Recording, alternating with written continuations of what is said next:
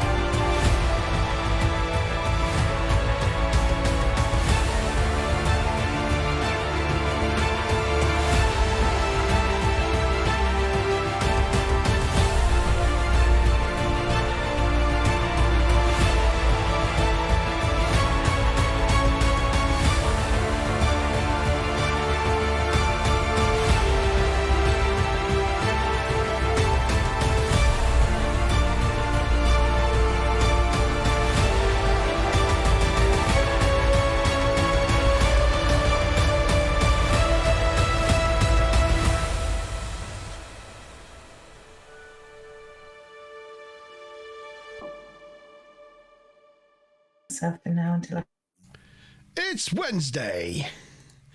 It's 8 o'clock. It's the TNG Review Show. Hello, everyone. Good evening, good evening, good evening, good evening, good evening, good evening, good evening. It is us. We're back, consigning to the vault another episode of Star Trek The Next Generation. And this evening, I'm joined by my co-hosts, Mazza McBob, Tavikins Turner, and Commander G. Hey, we have a Sean replacement for this week. Good evening, G. How are you?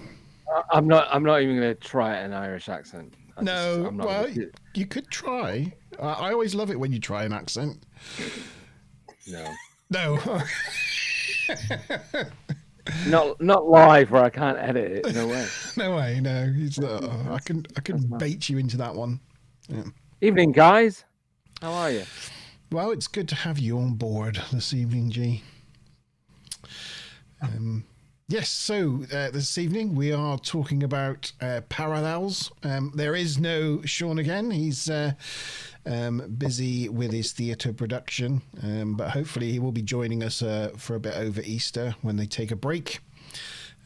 So yes, hopefully he'll be back soon. He has produced some questions, which Tavikins will be delivering at the end of each act.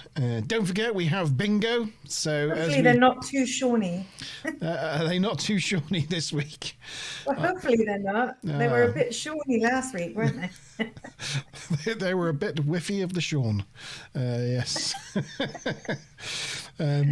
Yep, we've got bingo. So as we talk about topics throughout the evening, usually it's Sean brings up sort of regular topics. They get marked off the bingo card. If you haven't got a bingo card, let us know and we'll post the link.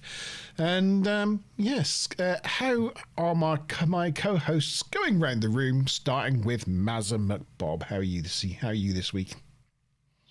I am good this week. I've had an interesting week.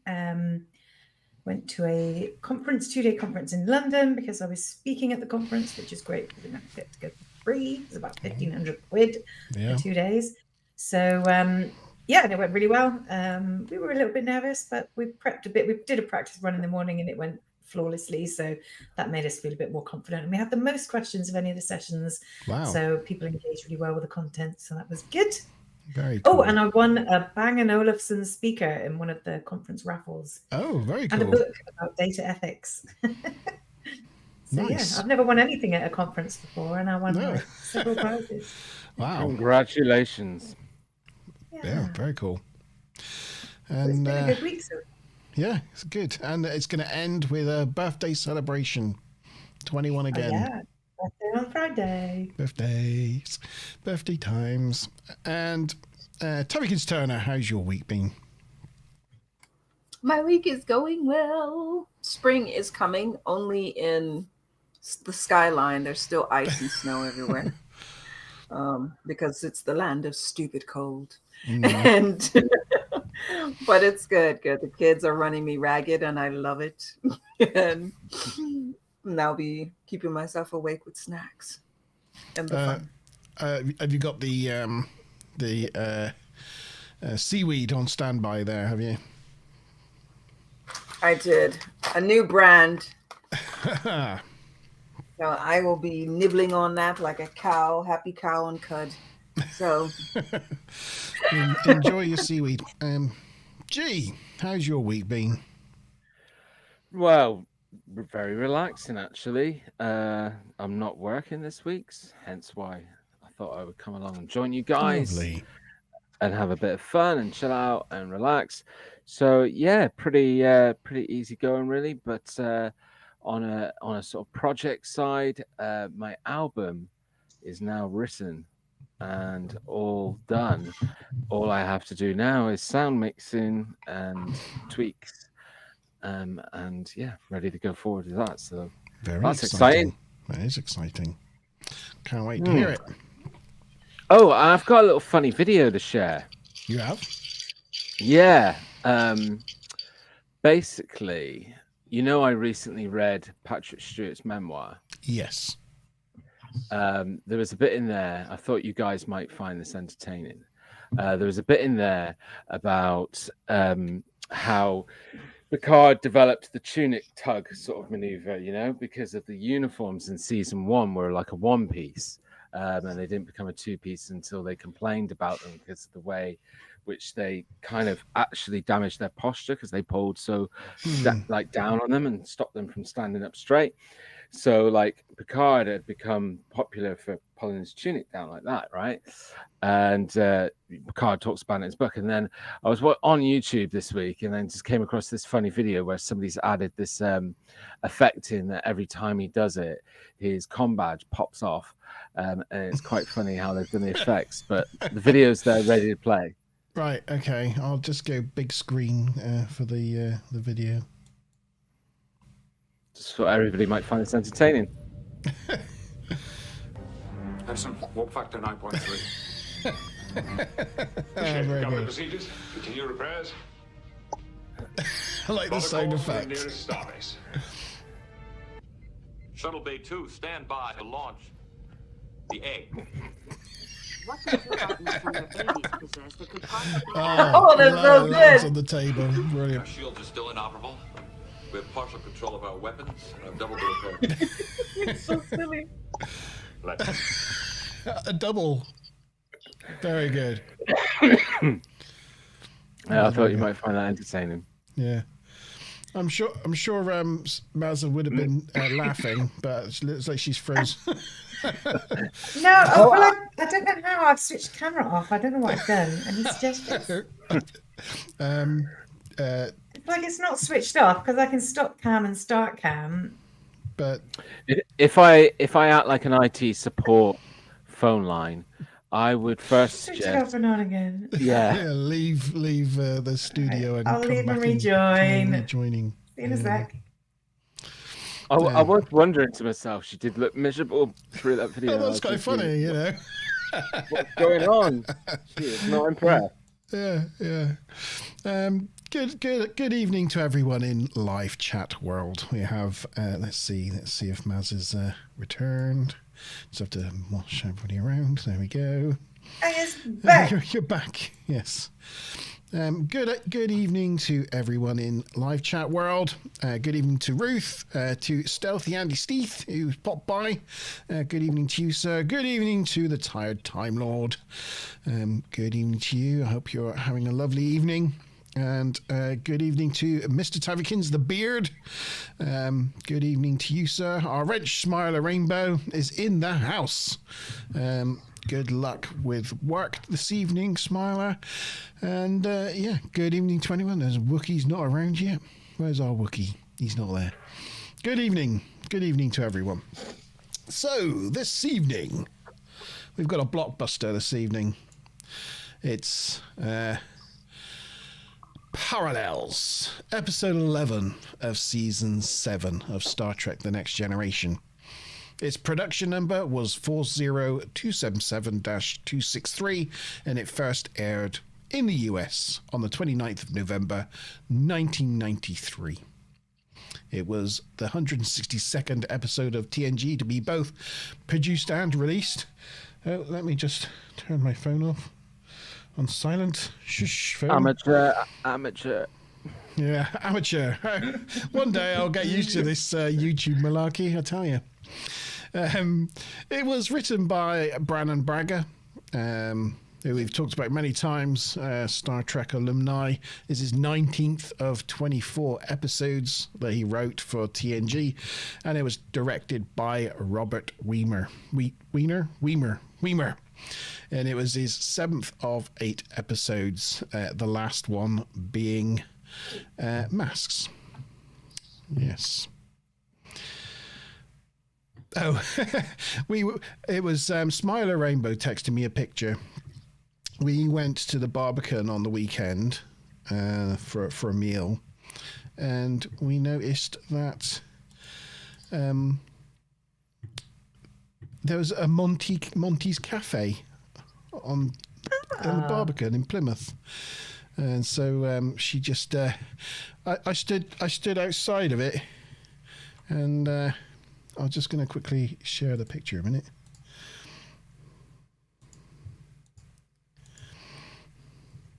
There's Monty, stood outside Monty's Cafe on the Barbican. You even have the purple shirt to match. I know, yeah, my shirt even matched. There you go. You definitely own the place.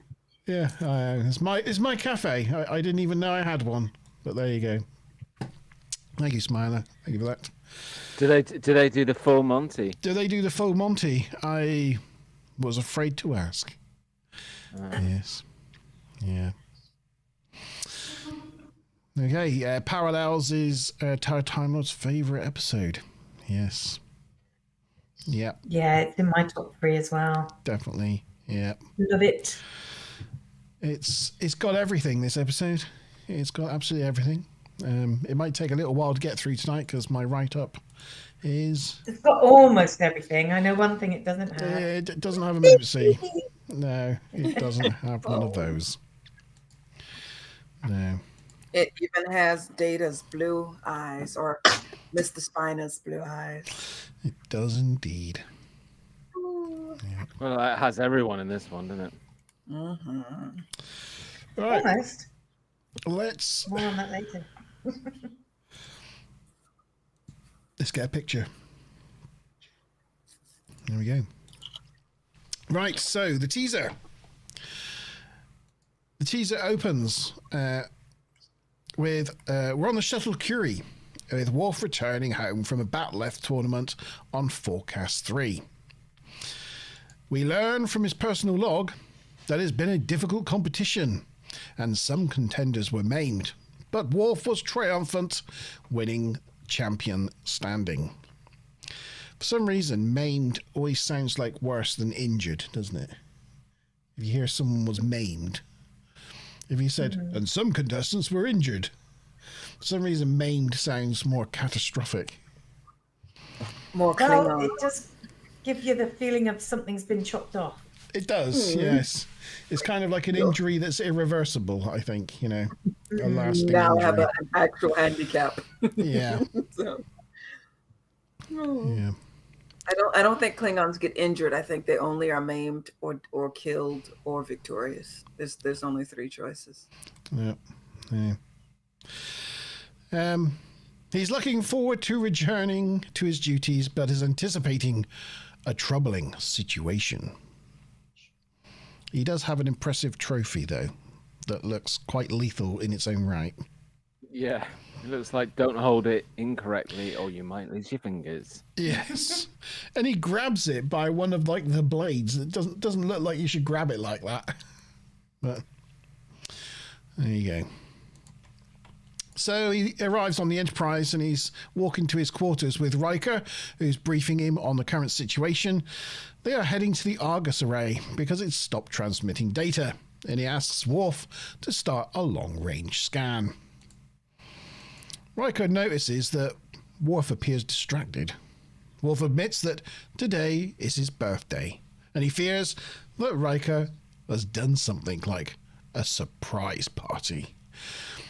But Riker looks shocked to be accused of doing such a thing because he hates surprise parties. Worf starts to settle down and he enters his quarters, but as he enters the bedroom area, the crew jump out and surprise him. It turns out Riker loves surprise parties. And that's... Okay, I had Go sorry. on. That scene, the last photo you had, is one of my favorite ones in the intro.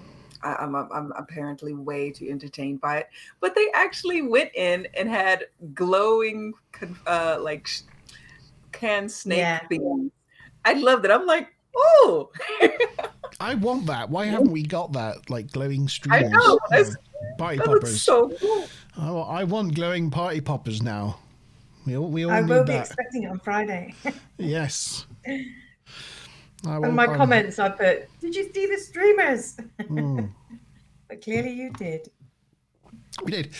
Now, I'm not sure if that's a faithful recreation of the standard definition, or whether that looks really a lot better than how it looked originally. But it looked pretty good. The streamers were quite effective. So, yeah. Anyway, that is the end of your teaser. So it's question time. Oh, yeah. Let me get this question copied into Get ready in the chat. Yeah. the chat. All right. For the teaser, Argus of the Greek myth had how many eyes? A, 1, B, 2, C, 3. Oh. A1, B3, C, 47, D, 100. And the bonus question is, what was the phrase used for the first place in the tournament? Well, What is the title for first place in that tournament in which Worf participated? Thank you, Sean. That's such a Sean question. It's such a That's, Sean question. I knew they'd be I'm extra now not Sean. surprised that he's not here. It is. When he's not here to receive our wrath. Avoiding the lynching. Yeah. No responsibility taken here. The pinnacle of social media. Yeah. I don't understand where the Greek myth came into it. I can't recall them. It's because it's the Argus array. It's the Argus later. array, so it's Argus. The Greek legend of Argus. But I think that deserves the trivia to stun bingo call. Do you reckon? Yeah. Yep. I don't know. A lot of people know Greek mythology, but so I think you guys are standing. It looks like in the chat that some folks might have a chance. I'm kind of between A or D because I mean the Argus array is like the all-seeing eye, isn't it? It's a subspace telescope, so it sees everything. So it's either like it's either got hundreds of eyes to see everything, or it's like one massive all-seeing eye. So I'm not sure whether to go A or D. I might go. I'm going to go with this and that because I know the bonus question. I noticed Time Lord was saying in chat about the every series affected by continuity. Bundles of the episodes. I think this episode's rich because it's at the end of towards the end of TNG, so it has like lots of callbacks to previous episodes. Like the time when he got paralyzed and all good things, and there's the Argos array, because the Argos array's been in it before, hasn't it? Maz, you'll tell me when at some point, I think. I can't remember the episode. But Previously in Nth Degree. Nth Degree, that was it. Where it was defective due to the Cytherian probe. Yeah, so it's got there's lots of references in this episode to previous TNG and continuity, which is really nice, which I think really adds to the episode. Gee, have you got a thing for us? What? No. Weren't you going to do a Whose Line Is It Anyway? Or is that yes, for the yes. act? Yes, sorry, that was the questions then, wasn't it? Yes. Okay, so got a Whose Line Is It Anyway? Am I coming through okay? Because I'm getting a bit of disturbance coming back at me. Okay, cool. So Whose Line Is It Anyway? I'm going to give you 2 lines that were said by a cast in the episode. And you just need to put in chat the 2 names of the 2 different characters. If you get both right, you're going to get your name added to the spin the wheel that Monty's going to do. And Monty can decide how many points are awarded to the winner. You get an extra. You'll get an extra name. So for this act, the first line is, I love surprise parties. So who says that line? I love surprise parties. And then the second line is, sometimes it's good to let it all out. Sometimes it's good to let it all out. Who said that line? Sometimes it's good to let it all out.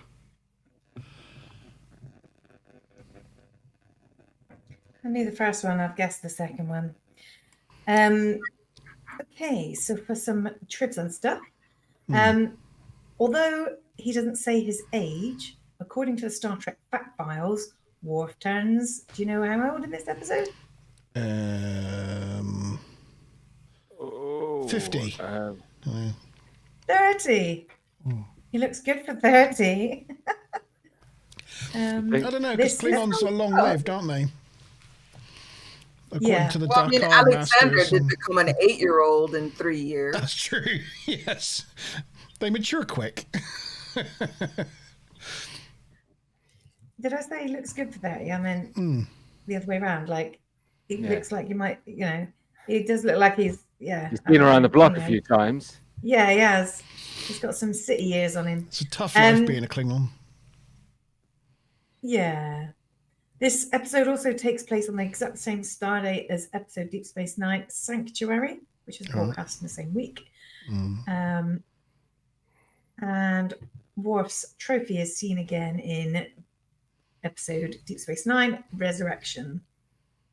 There's also, which I wound it back and I couldn't hear it, that there, just before he goes into his quarters, a voice can faintly be heard saying surprise, but like a little bit before everybody else.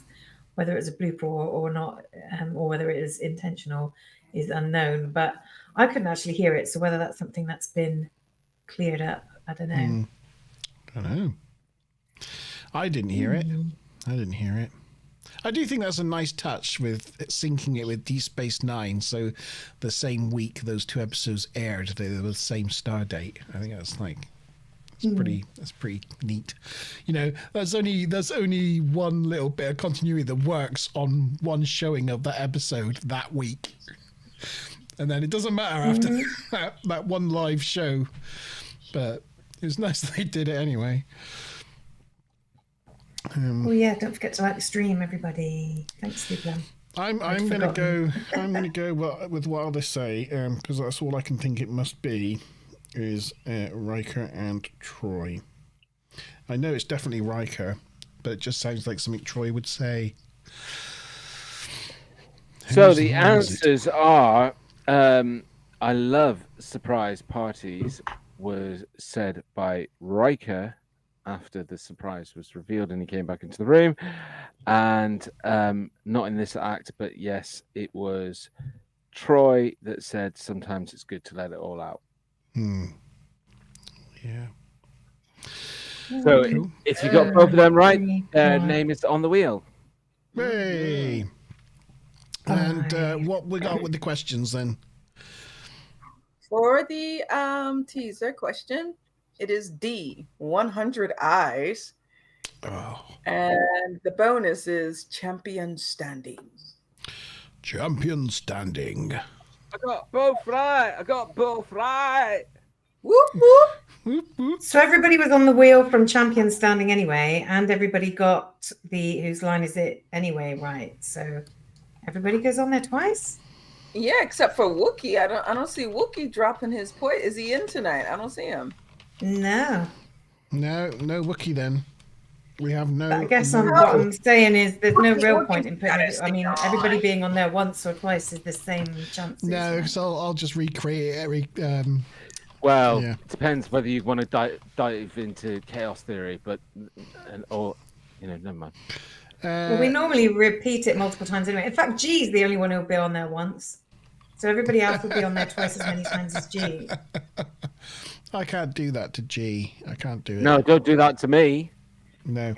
But I will put Tavi on the wheel. Tavi will be the Wookiee. Maybe we do whose line is it anyway for funsies. Yeah.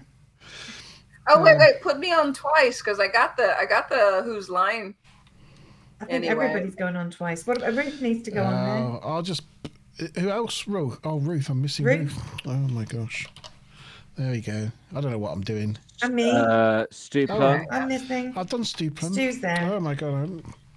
That is everyone now. That is That's everyone. everybody. That'll do. We'll do that. Who knows who's going to get bonus points? John, he was the only one who didn't get it right because he's submitted his answers early and he went for B for the first question. Just blind guessing. Well done, Rachels.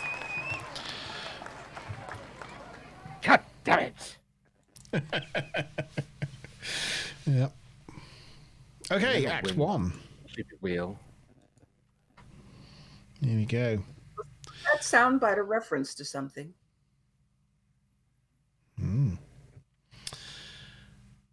Beverly brings out a chocolate cake, and it looks very nice indeed. And they sing for He's a Jolly Good Fellow in Klingon. Cho Worf Toganalo Pre-Talk. Cho Worf Togano Pre-Talk. So yes, they do. Worf complains that the song is not Klingon, and Troy tells him it's difficult to translate as there's no Klingon word for jolly. It's not. Beverly gives him a knife to cut the cake, and once again, Worf looks like he'd rather do something else with the knife that he's been handed rather than use it as cutlery. He always does that whenever he gets handed a knife in a situation. He kind of like goes, oh, all right. Yeah. And so Riker gives Picard's apologies as he was needed on the bridge. Worf starts cutting the chocolate cake and handing it out.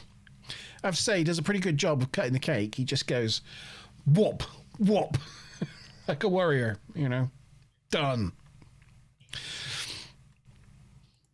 Data gives him a present of an abstract painting of the Battle of Haros, painted by Data, who's entered his expressionist phase. Troy tells Riker to hang it in place of the shield, Troy and Riker hang it in place of the shield on his wall, as Troy has always thought Worf's quarters needed more colour. I don't know about anyone else, but I found that bit there a bit annoying. I don't know if it's normal for people to start adjusting or placing their gifts in your home, like you to take something off your wall to put something they got you up.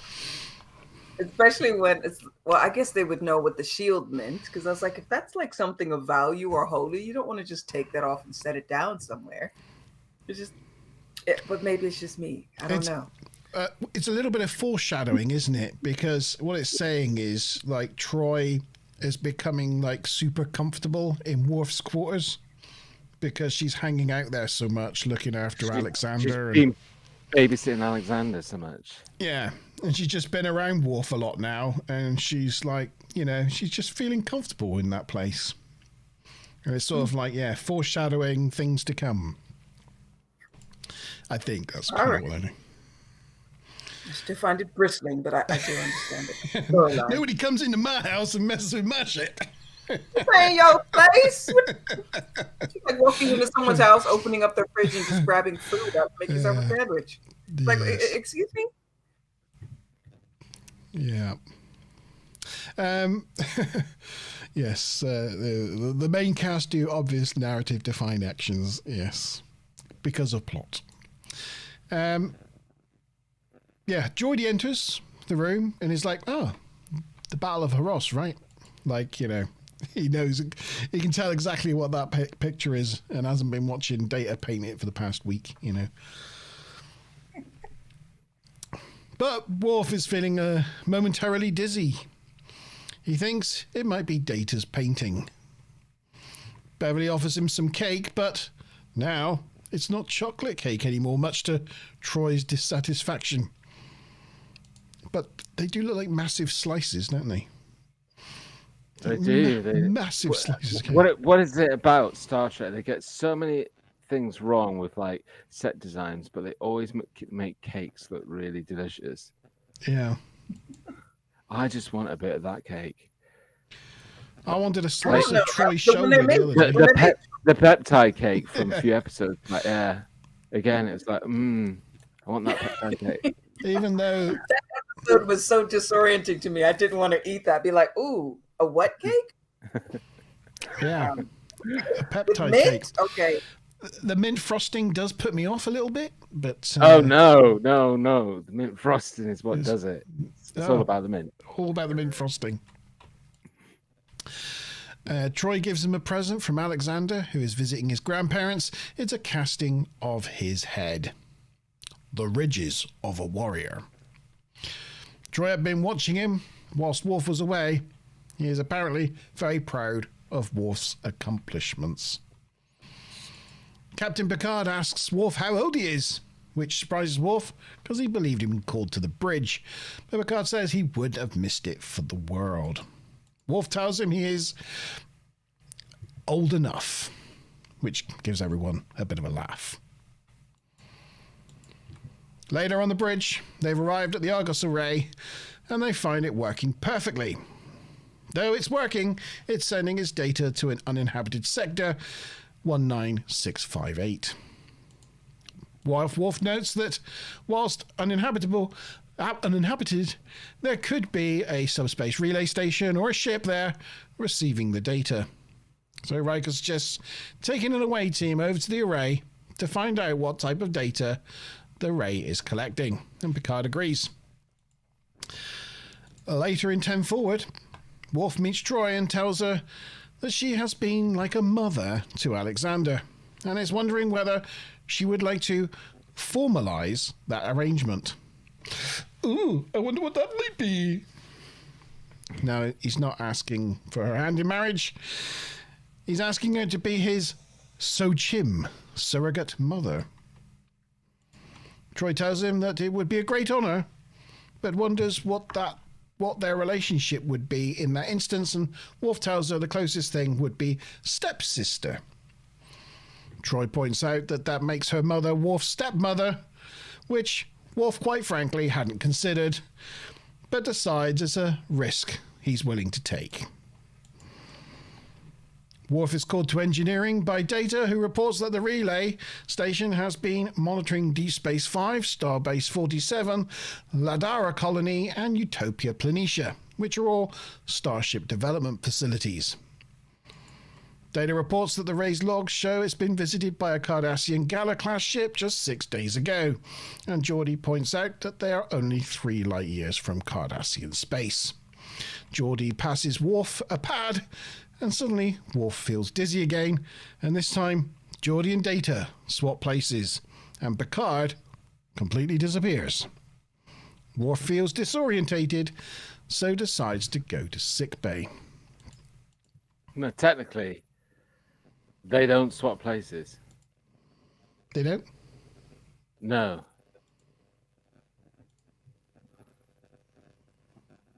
Do you want to elaborate? Technically, Worf swaps dimensions. Oh, well, yeah.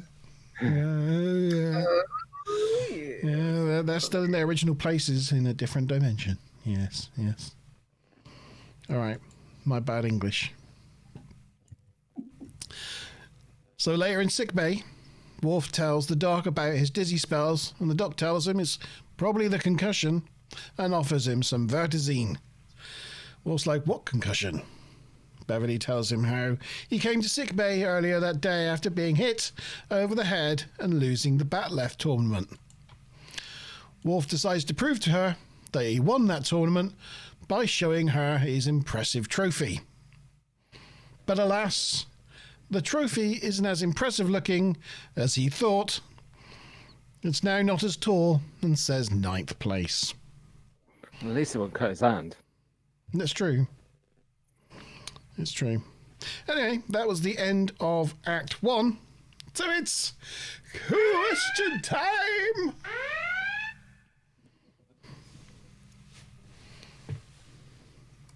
Just getting those pasted into the chat. And you'll have to excuse me because I just put a piece of licorice in my mouth. What timing. What perfect timing. Yeah. And I was just thinking, oh, it's almost the end of the scene. Still puts food in mouth. I gotta find Riker's creepy smile. Where was Riker's creepy smile? Sorry. That one. Was it that one? Oh, yeah. Yeah. Yep, tired. You're not wrong. It's a sly smile, isn't it? Yeah. Oh, yes. So I'm ready now. What did Diana say Worf's quarters should have more of? A woman's touch. B, more data. C, more cowbell. D, more color. Come on, be honest. Did you sneak that B in there? I did not, but Sean knows how to make me happy. Yeah. And he did so with B and C. It's like he tries to tempt her into picking wrong answers by putting data in there. Yeah.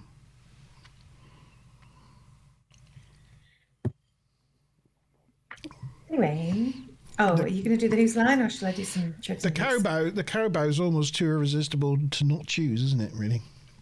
Do your goofy goofing. Goofy Okay. goofing. So, it was originally planned to sing Happy Birthday, but they Licensing? decided it wasn't worth paying the fee for Yes. the song's royalty holders, which I believe now is public domain, isn't it? It is subsided, yes. It's public domain, yeah. I can now sing Happy Birthday to you without getting sued. Yeah. When Deanna takes the painting off Worf, she turns it the other way up. Then when she hangs it, it was the same way around that he had it. So a little bit of continuity error there. Probably another universe. They obviously mention probably what? Another universe? Yeah. In one universe it was like one way, and the other universe it was like the other way. Maybe. I don't know. Maybe you could say it for any continuity errors. Any in this continuity episode. errors we can just say tonight. Yeah. Another That's why universe. the episode's so fabulous. You can't touch it. No.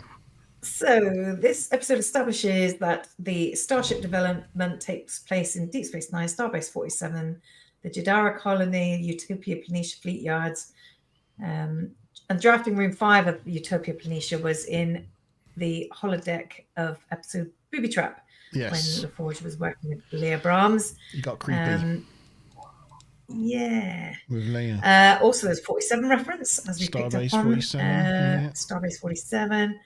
And the final bit, again, can be sort of explained away with changes in reality and stuff. But when they first put the painting up here, they take down a shield and put the painting up.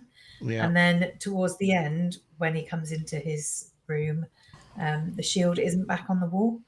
But then they don't have the birthday party either. No. But yeah, And he the doesn't. shield feels like something that was probably more of a permanent thing in that reality, but I don't know. I'm guessing that he must have, like, when he first hit the fissure, he must have like jumped realities at that point. So in the beginning, we never, except for when he's in the shuttle initially, maybe he's never in our reality. Because there's too much differences between what happens at the end to the beginning. Like, as you say, the thing's not on the wall. There's no party. Yeah. But I'm guessing the set people just forgot to put the shield back up when they took the picture down when it went down. But anyway. Anyway, that's all I have for that act. Who's lying? Who's lying? Oh, right. Whose line? So the first one, who said this line? It is a risk I'm willing to take. It is a risk I'm willing to take. Who said that line? And then the second line, who said this? Worf, you don't look so good. Maybe you should go to sickbay. Worf, you don't look so good. Maybe you should go to sickbay. What was the first line? The first one was, it is a risk I'm willing to take. Yeah. Okay. I got it. 1, 2, 3, 4, 5, 6. And of course, by now, everyone's answered anyway, but I didn't read out the bonus question, which was, what word did Diana have trouble finding a Klingon translation for? I feel like she could have easily, if it's a positive word, just swap jolly out for glorious. But he's a glorious. It would have worked. Yeah. You don't need to be really, but you need to be glorious. Yes.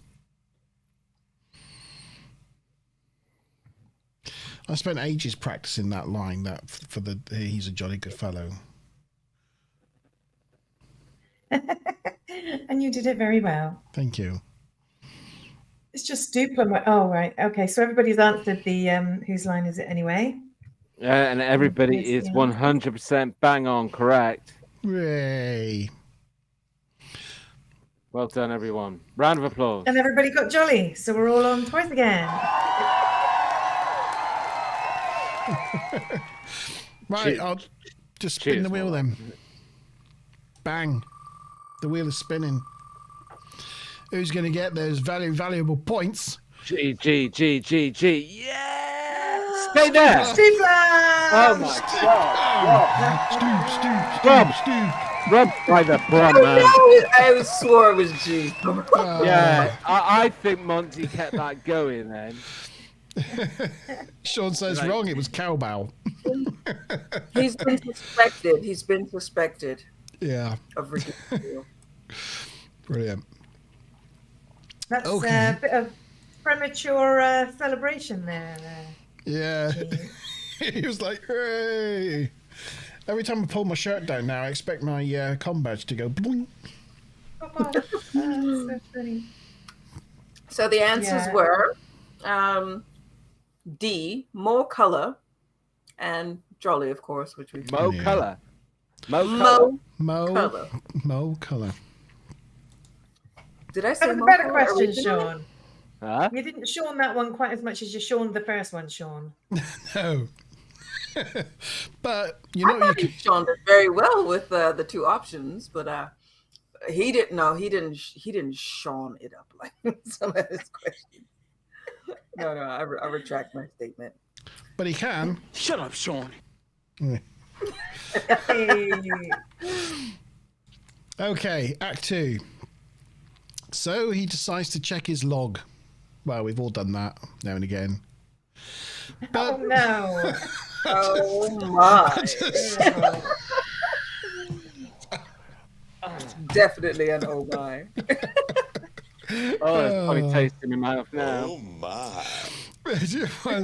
but Thinking about munting his logs. Oh, it just good God. shows but when he looks at his log, that just shows him saying he got 9th place after being cheated with the illegal Tagam maneuver.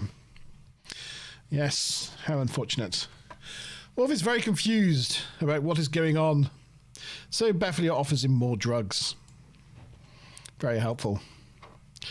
Here's a nice picture of the Enterprise above the Argus array, just because it's a cool picture.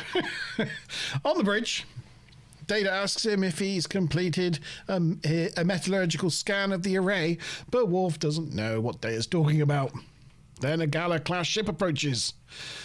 They have a bit of a standoff, but Picard explains they are fixing the telescope.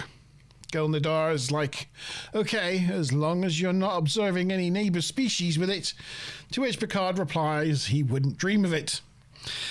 I noticed in this shot that, again, this is probably like to do with the different universes and things.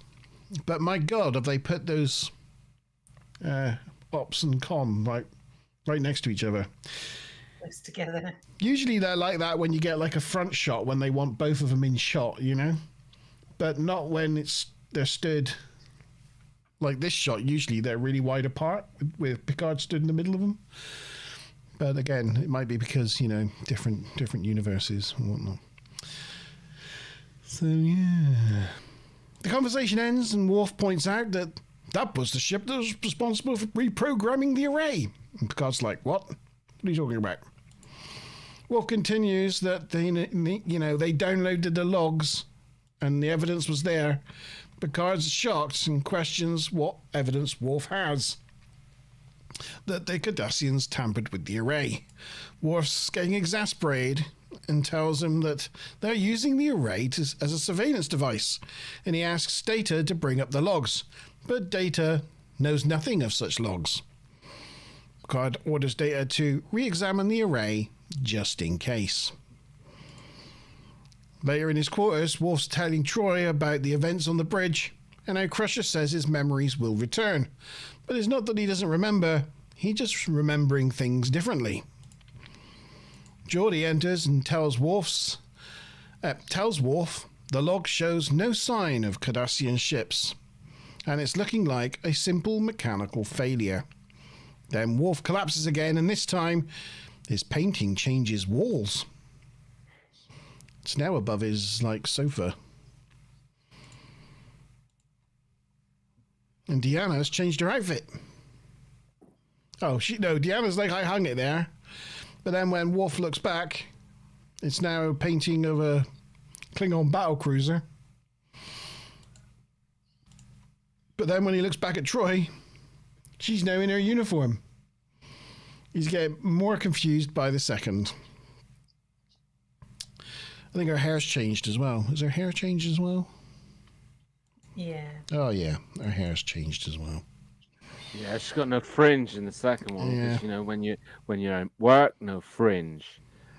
Serious stuff. Yeah. You got to be serious up front and then party at the back. Evening dress, a mullet. fringe all the way, baby. Yeah.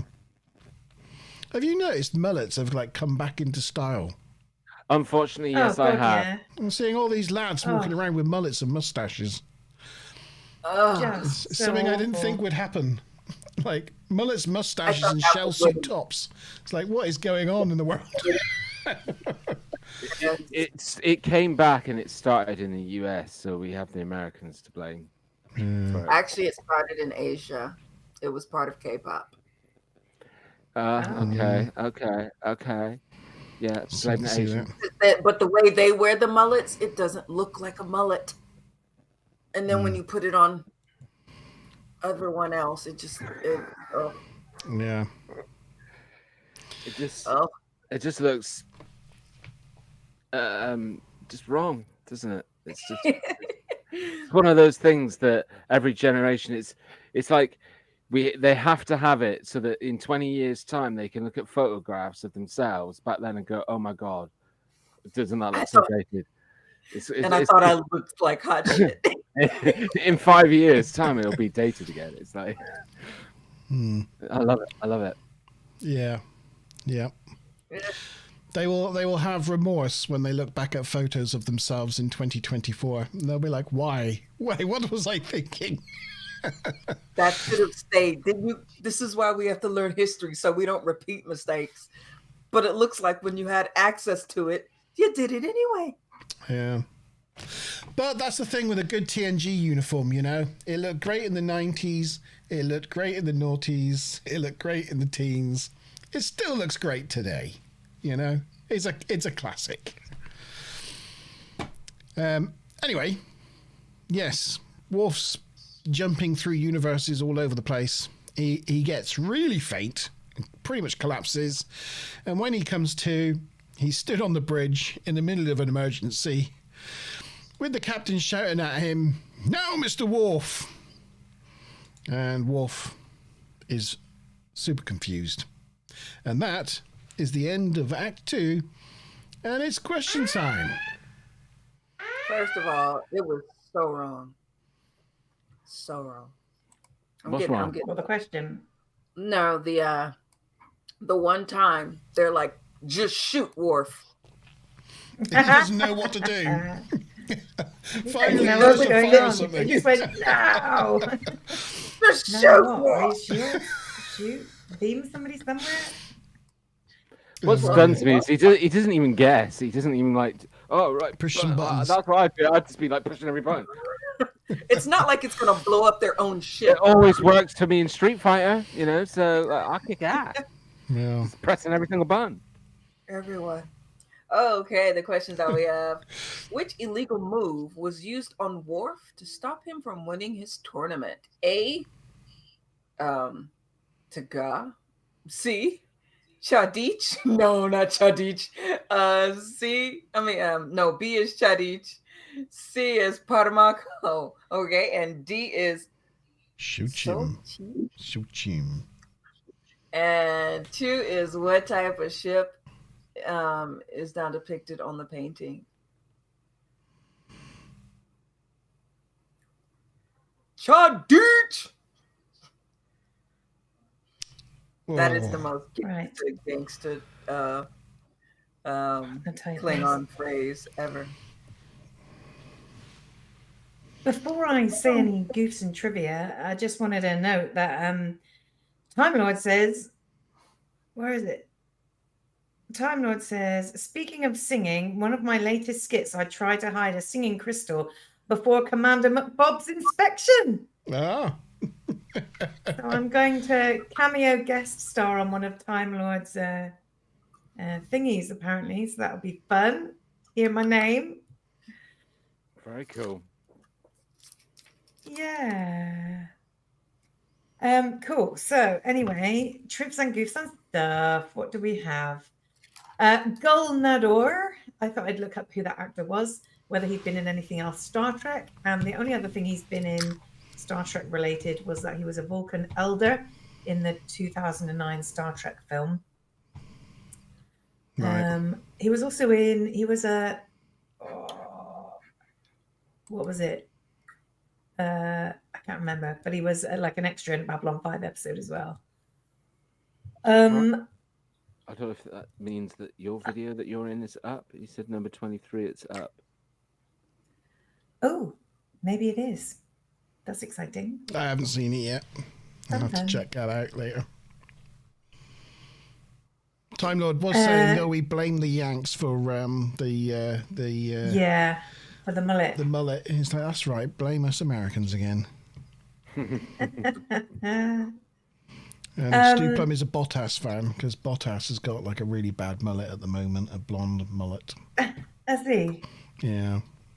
You? Excellent. Formula One driver. Bottas is a Formula One driver.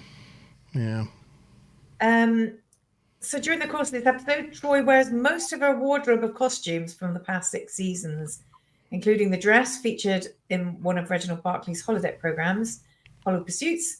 The only costume she doesn't wear is the one from Encounter at Farpoint, which she later wore again in All Good Things. Her first season dark attire and a grey and purple jumpsuit. See, he's got like Oh, a blonde, wow. a blonde mullet. Oh, my goodness. And he's got the moustache. moustache as well. Yeah. It just looks wrong. Oh, my. Instantly, like He you used go, to look like that. He used to look perfectly normal. How do you? I want to talk to some of these people. How do you get up in the morning, do that, look in the mirror, and not go ick? I know. some people My just friend and I were sat in a pub a while back, and we were just like one after another. We going, "Oh my god, look at that one! There's another one! Oh my god, look at that one!" Anyway, But most of them go like totally shaved at the sides as well. It's like totally shaved at the sides, and then it's like down the. Oh my god, it's just. But it's wrong. that was the So Asian. wrong. That's where it came, because they would shave it on the sides, but then it would look like this animal was like pluffed onto the front all the way back. It's just so wrong. But I feel Look at his Barbara- face though. Look, he's so pretty. My little be- Worfy. To be fair, I'm probably just jealous that I can't actually do it myself. 'Cause I couldn't grow enough hair to do that. No. I could do extreme mullet, like just have like long hair at the back and like completely nothing on top. You know. I suppose we could just do wigs. Yeah. Do you know that is also a style, the bald mullet, where You just grow the back of your hair out. Yeah. I forgot what it's called, a skullet. A skullet. Skullet. Wow. Yes. Okay, whose line is that anyway? Yes. Yes. Yeah. Last two. Okay, so first line. Who said this? Firing torpedoes, full spread. Firing torpedoes, full spread. Who said that line? And then the next line. What about his visor? What about his visor? That was your second line. Who said that? Oh, that's hard. Well, whilst people are working that one out, I didn't tell you about my story from the weekend where I had breakfast with a famous person. Oh yeah. Okay. Sort of semi-famous. Well, semi-famous. Famous if you're an English person, I suppose. Yeah. Not internationally famous. English famous. No. I had breakfast with Mel Goodrich. Goodrich? From Mel and Sue. Comedians. Is that the one with the blonde hair or the dark hair? The one with the blonde hair. All right. Yeah. How come you were having breakfast with her? Hosted like the Great British Bake Off and things like that. She was on the next table over, right? Yes. She was. So I was sat like here eating my breakfast, and she was sat on the table opposite me, facing towards me, having breakfast by herself as well. In a market in Bristol. So I just struck up a conversation and asked her about her breakfast. Oh, you chatted to her. That's nice. Yeah, I had a little conversation. She loves avocado on toast for breakfast, and she thought her breakfast looked lovely. I said her breakfast was a lot more healthier looking than my sausage and bacon. And when I got up to go, she said she hopes I have a lovely day, and I told her I hope she enjoys the rest of her breakfast. So, yeah, a little conversation with Mel from Mel and Sue. As you do. Nice. There you go. Well, we're going to give the answers, but while they're doing that, we need Monty to go into the private chat and make an executive decision. So while me and G are doing our thing, okay, he can do that.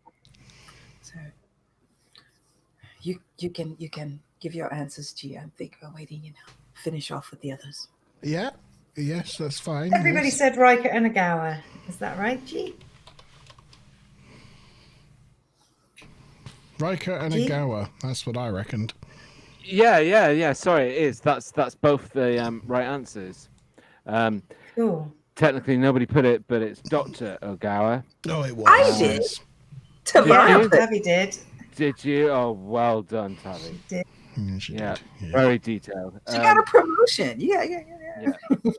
And I do actually have one more. So there's another act to go, right? Oh yeah. Yeah. Got more acts. More X to go. All right, and our answers for the trivia is A, Taga. So does anybody know what the other words stand for? Yes, I think so. All right.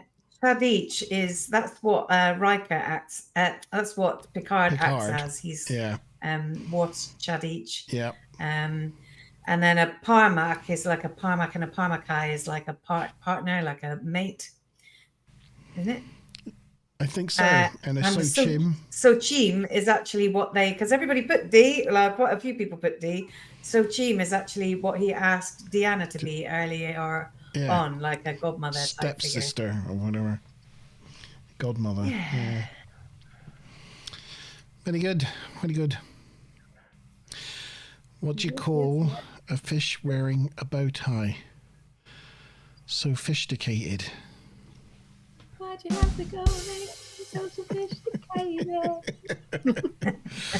Oh dear. And the bonus is, what was the starship portrayed in the painting on the wall?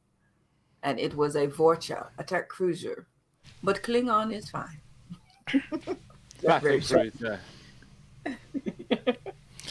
Did everybody get that right? Is everybody on the board? We got 1, 2, Vorcha, Klingon ship, blah blah. I think maybe Stuplum's the only one that didn't answer the ship question.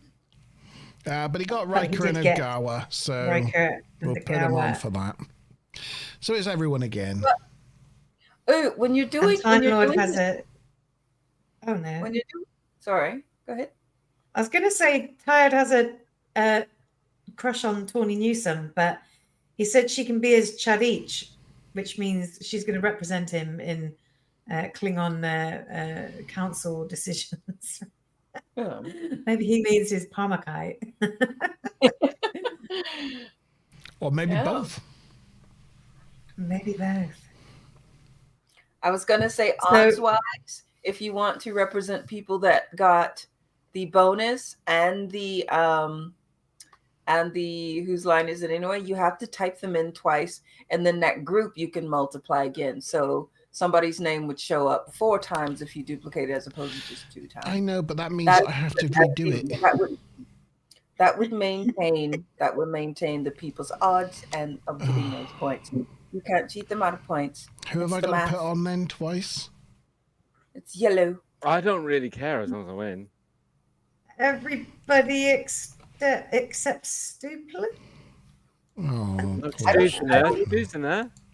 I don't get to be on there twice. Everybody would go second, except Stupler and Tally. Yeah. Everybody be on there twice. No Stupler. And then you can duplicate that bunch. And then I'll duplicate that. And then I'll put that down there. And then I'll push the button and it'll spin. Then I'll push the button. and then once it's finished spinning, G wins. And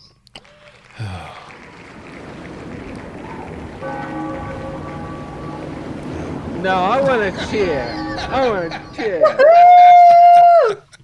Thank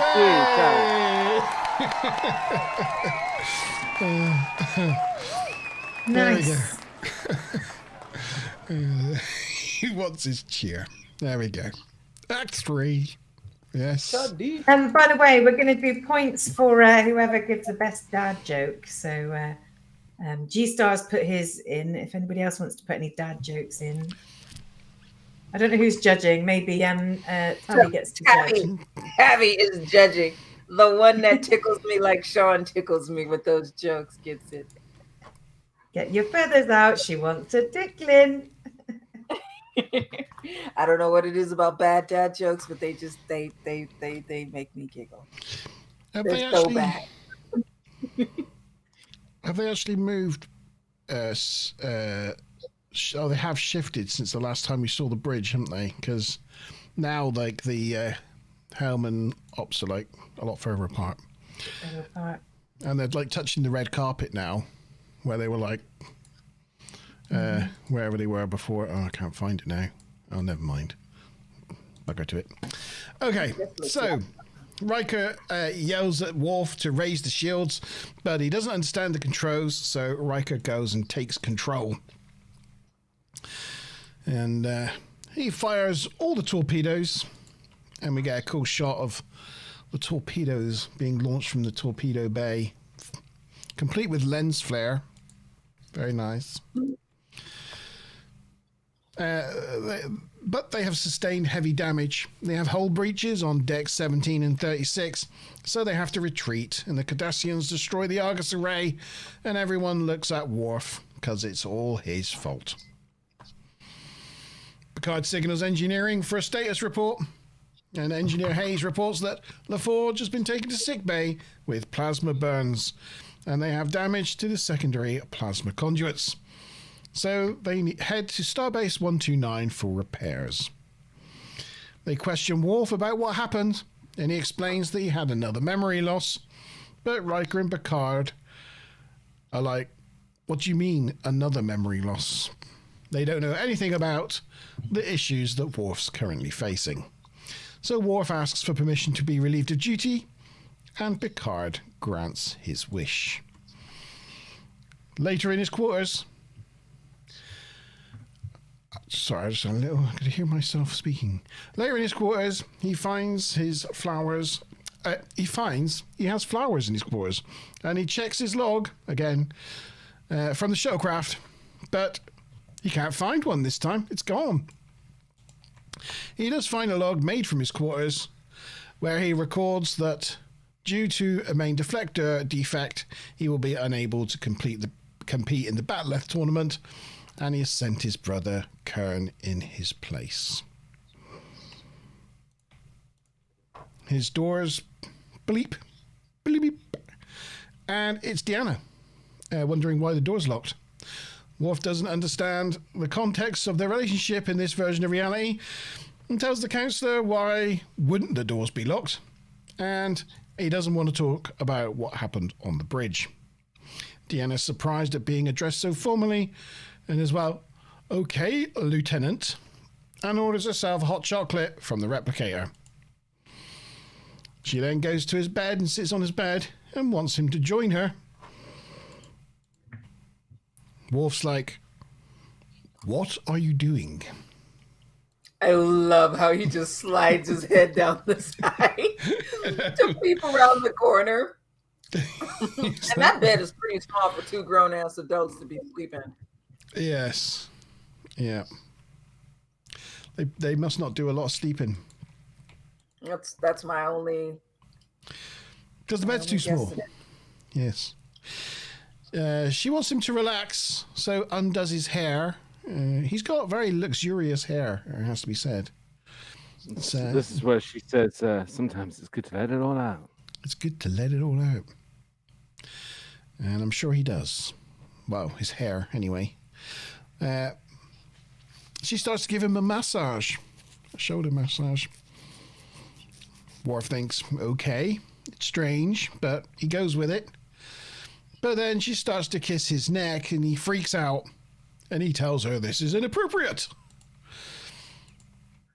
But why? Because Deanna is his wife. And she is now worried about him. Worf realizes things are changing around him more than he thought.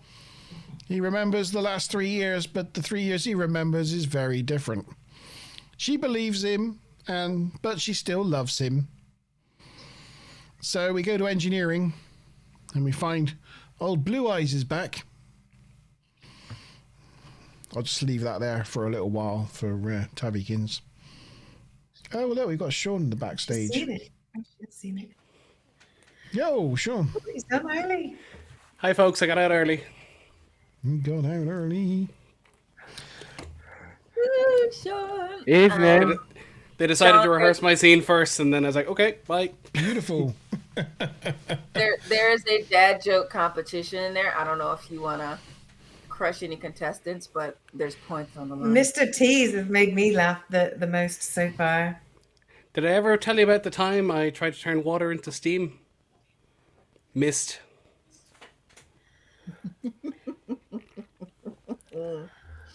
Okay. Tumbleweed. I have to read my. I have to read. Tumbleweed.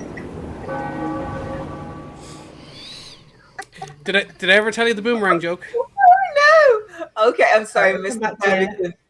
Mr. Tabikins has got the lead so far, but you're right behind him, and then I think G's third. I like sophisticated. What's the Sorry, sorry. I'll finish this one off and then we can go on with the show. Did I ever tell you the boomerang joke? Don't worry, it'll come back to you. What's Mr. T's joke then? Go on, tell us. What did the janitor say when he jumped out of the closet? I don't know. That's so terrible. It's so good. And G Star says there, why did the board cross the road? Because it assimilated the chicken. And Time Lord put a couple in there, but my favourite one is why don't red shirts play hide and seek? Because good or bad, they always seem to be found first. Yeah, it's true. It is. It's funny because it's true. So well, I'm gonna say the beard was really funny and Sean's was really funny, but of course he's the king of dad jokes. But I think the beard might need to get the points. Yeah. I don't know if does anyone else agree? How many points did he get in? I don't know, Monty. Well, I can't get points, so it's all good. 50? Up to you, Tabby. What's your idea? Dad joke, 50 points. 50 points. There we go. In 50 points to the beard. In engineering, Data is searching for temporal anomalies. When asked, he tells Worf he and Troy have been married for 2 years, 1 month, and 12 days. It turns out that they got together after his spinal injury, and he asked Riker his permission some 6 months later, as it was the only honourable thing to do. Though he has no details about their exact first coupling, he can perform some research if Worf wants. But Worf's like, no, that's perfectly okay, thank you. Oops, that picture's just gone to the wrong place. Oh dear, oh no. What have I done? Oh. Well, he's doing that. Tabby, knock knock. What? Who's Knock there? knock. Dishes. Dishes who? Dishes Sean Connery. Oh. Dear. That's such an old-fashioned joke. Do you know why? Because it shouldn't be knock knock. It should be ding dong. Oh. Ha, ha, ha. Very good. Well, I haven't rang a doorbell in about 15 years. I just text people I'm outside. Well, Yeah. It'd be great if people did that with mine because it keeps disconnecting from the Wi-Fi. Or if you get I don't run my house anymore. there's certain ring cameras you can get that do voice or facial recognition, so you can set it so people you know can just unlock it and walk in. no. Clever. People just walk around with pictures of people's faces. Well, I actually saw a meme of that. I'll send the link to you in the chat because you'll need to show it because it's too good. Okay, so they talk through different moments where he's experienced discontinuity. Worf remembers each of the different moments, one in sickbay, one in engineering, maybe the first one at his birthday celebration where Picard was there and not there and there. Worf realizes that in all instances, Geordie was the common theme. So they go to sickbay to see Geordie, and Dr. Agawa tells them that Geordie is dead. And that He's dead, Dave. is the end of Act 3. He's dead, Dave.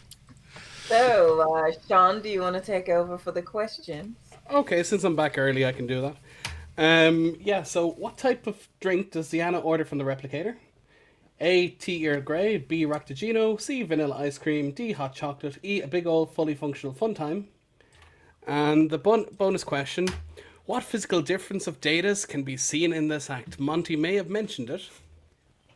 Oh, I mentioned it. Yeah. Not Monty. May have mentioned it.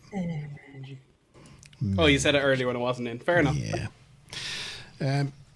You made Hi, a Frank Chris. Sinatra type reference, if that helps. I little did. bit. Oh, blue eyes. Oh.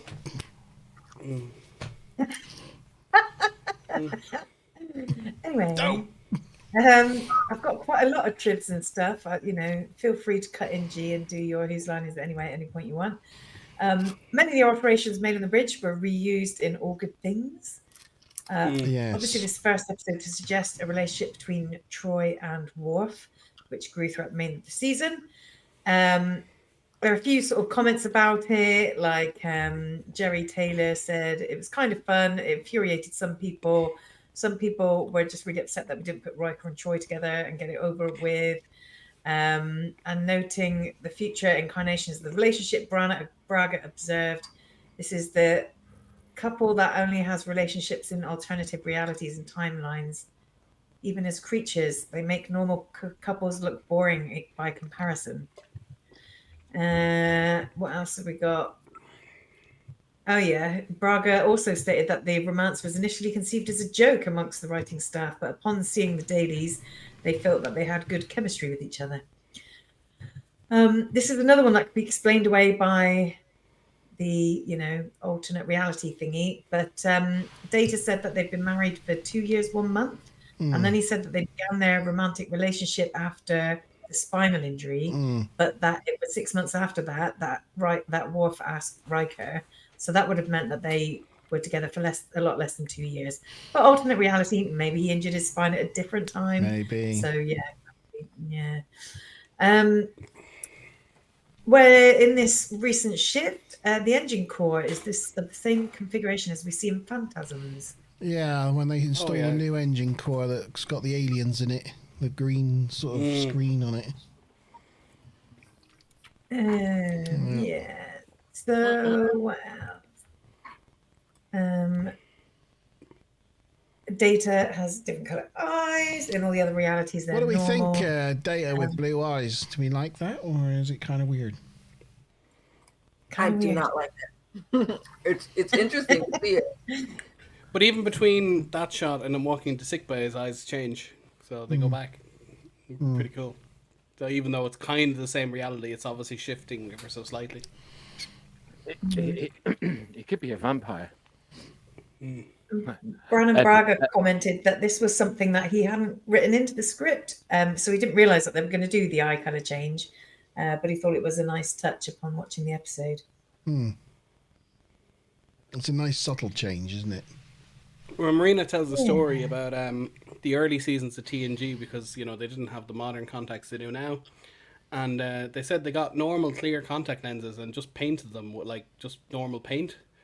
And she had to put it up for a couple of episodes because they were too cheap to spend the money to get the real ones. And eventually she complained she'd go blind or something, or wrote him a legal letter, and they gave him the good ones. But it took a while, and this paint was, hurting her eyes and stuff. So they definitely cheaped out where they could. And those were the old ones. I don't know if any ever wore contacts, but they used to not let oxygen through to your eyes, so you could only wear them for a couple of hours, and because your eyes would get kind of starved of oxygen, they were bad. The modern ones you can wear for a month, they're fine. My wife wears contacts all the time, but I just can't stand the thought of it. It's like putting things. You get the first couple of times it's weird, and then you get used to it. I've had laser surgery since, so I don't need glasses at all anymore. But the older ones, they used to just the eyes don't have their own supply of oxygen, so it just takes it from the air. So if you the more modern ones are permeable, they let oxygen through them, but the older ones didn't, so they just cut off the air to your eyes. So if you got drunk and fell asleep with them in, you'd be sore for days after it. It was nasty. No worries for being late, Chris. It's good to have you on board anyway. So I hope you're well this evening. I have one more. Whose line is it anyway? Oh, go for it then. So here it is. Captain, I'm picking up a minor subspace disturbance off the port bow. Captain, I'm picking up a minor subspace disturbance off the port bow. Yep. Who said that line? Just the one? Just the one? Just the one. Okay. And I'm done. Probably a horror, I would think. Very good. The other thing I was thinking was, when Worf's on the bridge and he has that, like, doesn't know what's going on. And then he says he had another memory lapse, and they were like, oh, what memory lapse? We didn't know you were having memory lapses. Doesn't that indicate that each time he shifts, the people around him shouldn't know about the conversations that he had about it in the last quantum reality? And also, he should be popping up in different places all the time, like he just suddenly appeared on the bridge there. Yeah. Well, he seems to be shifting through realities that are close to his. They're not quite the same, but like he's not jumping into reality where he doesn't exist, for example. So they're all kind of parallel. Yes, Well, no, there's in one no reality particular- that he's jumped into should it be that he's had a conversation with them already about the fact that he's having memory losses. But they couldn't write the episode if he had to repeat I presume himself. there's a couple of dozen Rikers doing a loop around. I mean, even when they get in contact with his original ship later, there's Worf. There's another Worf on the bridge. So, I mean, that someone had to swap with him for him to be in two places at once, so to speak. That's a good point. It is weird, but then I guess it's because it's later. I know. It's a little bit later in time down the road, isn't it? So maybe that Worf that was on the bridge is the Worf that was standing there. He's just then looking at himself as he was a few days ago. So, okay, so we're mixing time travel into the parallel universes. Well, because he goes back in time, doesn't he? Yeah. So it could be the same Worf. That's true. Looking at himself in the past. Anyway, No. it's all made up. No. Oh, I shouldn't say that. No. Blasphemy. Well, Kick her out of the studio. this episode goes a long way to explaining like the discrepancies between the shows, not Discovery, but the rest of them. That they're a little bit different each time. It's kind of like each season of Red Dwarf is in a different parallel universe. They're not quite the same every time. The ship looks a little bit different. They're different ages. It's fine. Yeah, I mean, this kind of did kickstart the whole, Prime universe and other universes, and gave them justification for doing other things later on down the road. Chris says, is Data not technically a quantum computer? So in theory, would he not know it all, or am I reading too much into it? I don't think he's a quantum It's not computer. quantum, I don't think. No. He's a positronic. Yeah. I think if he got to the level of multitronic, he could work on a quantum level, but that's the M5. Well, they do Someone says quantify he's a his. time warp. Like a time warp, I guess. They do quantify in one of the early seasons his how many calculations per second he can do, and I think it's what a supercomputer could do about 10 years ago. So it's probably what a good gaming PC could do now, or at least in 10 years' time, it'll be the same as a gaming PC. So imagine they thought it was like so stupendous a number we'd never get near to it, but actually it took about 40 years. I bet he's good at Fortnite. Okay, should we have Luckily, some... he can improve himself, so that might be increasing. Yeah. Should we get some answers then for the questions? So the first question was, I believe in miracles. Where because you sexy thing. Hot You sang chocolate. that? Hot chocolate, good stuff. And Data's blue eyes. And can anyone tell me for one bonus point what the name of Brent Spiner's record was? His album? Old Yellow Eyes is back. There you go. Yellow eyes. Don't actually count the point. It's fine.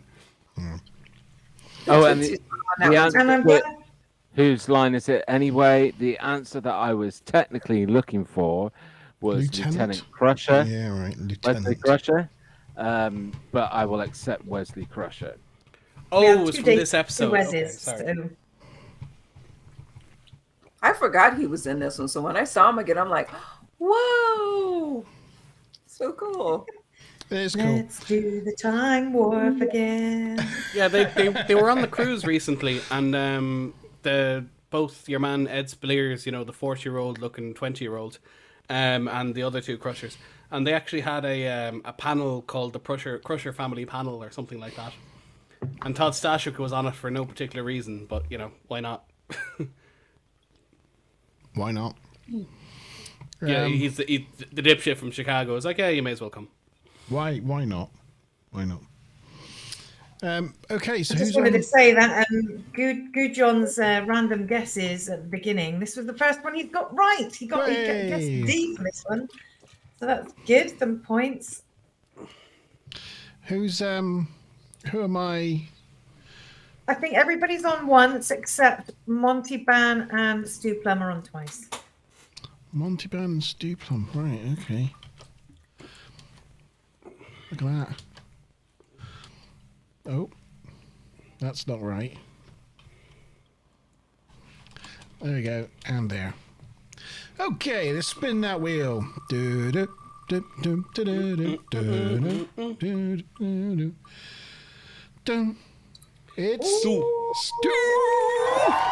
that same time, right, for Stu? again.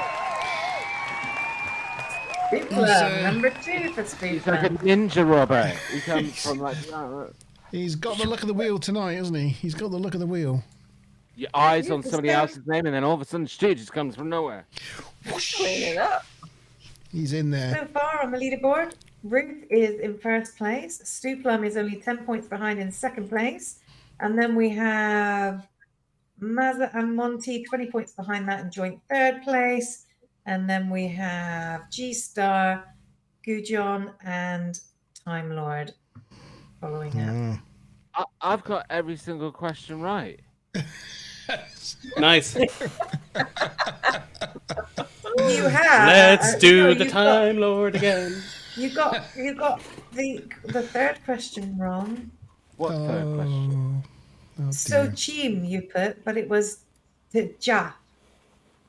They were both mentioned in the episode, so that was a little bit hard in that Yeah. respect. No. But Chadich and Parmak is, I think most people would know those. It was A, but you said B, I think. I'll go back and check. He wants a recount. He wants a Yeah. recount. Okay, so Act 4 then. Yeah, you said D and Klingon Battlecruiser. It was Yes. A.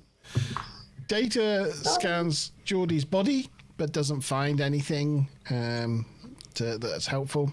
Ogawa suggests the visor, but again, no dice. So they decide to hook the visor up to the diagnostic array. I like the way you went picture to picture. Sorry. Because it shows though the his little crotch covering sort of gets a lot smaller. Yeah. LeVar does have a modest. LeVar does have a story about this scene that he tells at conventions, and I can't remember it, but I know he has a long story. I think it was Brent just would pull it off in the middle of a scene or something. Also, I heard I must send you the link, Tabby. I heard a different story about Brent this week.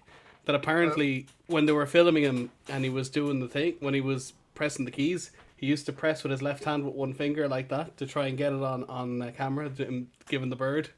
So, like, the director of photography would always have to watch his fingers really carefully because they'd only develop it the next day and wouldn't have time to correct it. So he'd be constantly trying to flip the bird by just going... Oh my goodness. What a joker. I just figured Geordie was still trying to show women his wiener even after he died. just failed at it again. But, yeah. So yes, they hook up his visor to a diagnostic ray, and bingo bango, Worf feels some discontinuity coming, and he becomes first officer, and Dr. Crusher reappears. Data, now again with yellow eyes, finds a quantum flux in Worf's RNA, but will need to analyze the readings further. So then later, Data and Worf meet Captain Riker in his ready room, where Data tells him that Worf doesn't belong in their universe. And he knows this due to his quantum signature being off. So they decide to trace back the route that Worf took in the shuttle when he returned from the Batleth tournament in his original universe. Yeah, just a minor problem here. If Worf is first officer, why is Data sitting in the big seat? He should be off to the side. I know it's a framing thing, so he's center of the shot, but like technically speaking, he's not showing his respect for command there. Yeah. Isn't it because Worf came into the room third? Well, it's possible, but I would generally think your senior officer would be sitting front and center. I would think you'd sit off to the side rather than let them be in front. I think Worf Tavi, I know that Worf should be sat there thinking, actually, guys, you know, we know it's we know it's Geordie's visor now that causes the problem. So let's just, he's dead. Let's just not turn it on again. Because I'm the first officer. And tonight I'm going to bang the councillor. So let's just leave it here. Let's just leave it as it is. And we'll just carry on as we are. All good. It's all good, really. Wouldn't it be horrible if in this universe that his goods down there don't match with what they think Klingons are? Yeah, he doesn't have the double dipper. No. Yeah. He looks down and it's Tavi, or maybe the fact that the other Klingons don't have a double dipper, and when he does that, she's gonna go, what? Yeah. Maybe it happened. The same thing happened to his trophy that happened to down there. It shrank. I think he might be thinking now he's first officer. Like, no more standing on the bridge. I'm finally going to get my own chair. Yeah, although does he know. I don't know if it's this bridge. In one of the bridges, there's no supporting chairs. It's just the captain's chair, and that's it. Yeah, we'll get there any second now. Yeah, sorry. So, before leaving, Worf asks Riker how long he's been captain of the Enterprise for, and Riker tells him it's been 4 years since they lost Picard to the Borg.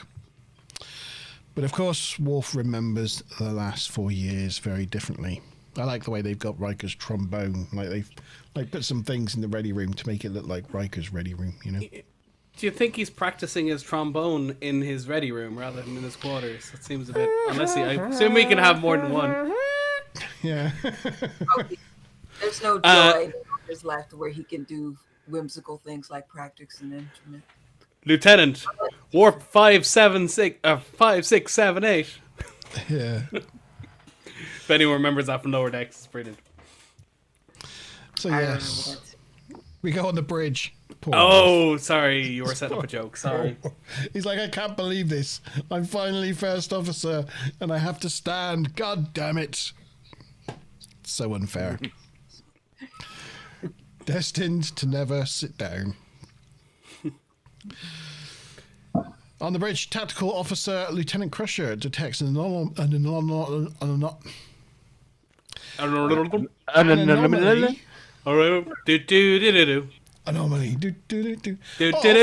The port bow. Yes. And Data detects a quantum fissure. He also detects an ion trail of a Type 6 shuttle intersecting with the fissure. So they discuss their findings in the observation lounge, and Data outlines how he thinks this fissure is a fixed point across all quantum realities. So he does a little presentation. Data bossing a presentation in any reality. Tells them how the shuttle's warp core tore a hole in the fissure, and Geordie's visor uses a subspace differential pulse, which intensifies the quantum flux. Which is obvious when you think about it. And Lieutenant Crusher postulates that they could use the differential pulse to detect Worf's quantum state and send him back through the fissure. Data tells Wesley that that's a very good idea. Like we're all supposed to understand what the hell they're talking about. Later in Worf's quarters, Troy's concerned she's going to lose her Worf forever, and is sad that out there in the multiverse there is a version of Worf who has never loved her. And also, thinking about it, what about their children? Worf's like, children? They got a 2-year-old girl named Shannara and a 3-year-old named Eric Christopher. I did think when she initially said that she was maybe joking. She's like, what about the children? And he's like, children? She's like, psych. But I don't think so. I think she's being serious. Yeah. But Worf tells her what about his son, Alexander, from his reality, who he left behind. On the bridge, Wes is still hunting for the right signature when a Bajoran ship appears and attacks them. It's the same ship that destroyed the array recently. because I had to get this picture from a completely different source, from Memory Alpha, because there was no picture of this Cardassian on Trek Core. So, it's a bit of a blurry shot. But yes, there is a Cardassian at the helm at this point in the episode, because it looks like the Bajorans and Cardassians have effectively traded places in this reality, with the Bajorans being the aggressors and Cardassia joining Starfleet. I know it's a throwaway shot, but I really wish they'd like opened the collar so you could see his neck, like he had a special version of the uniform. Yeah. That would be cool. That guy's like bodybuilder pecs. He really is actually bet into that uniform. A little bit bigger wouldn't hurt. Yeah. It's kind of painted on, isn't it?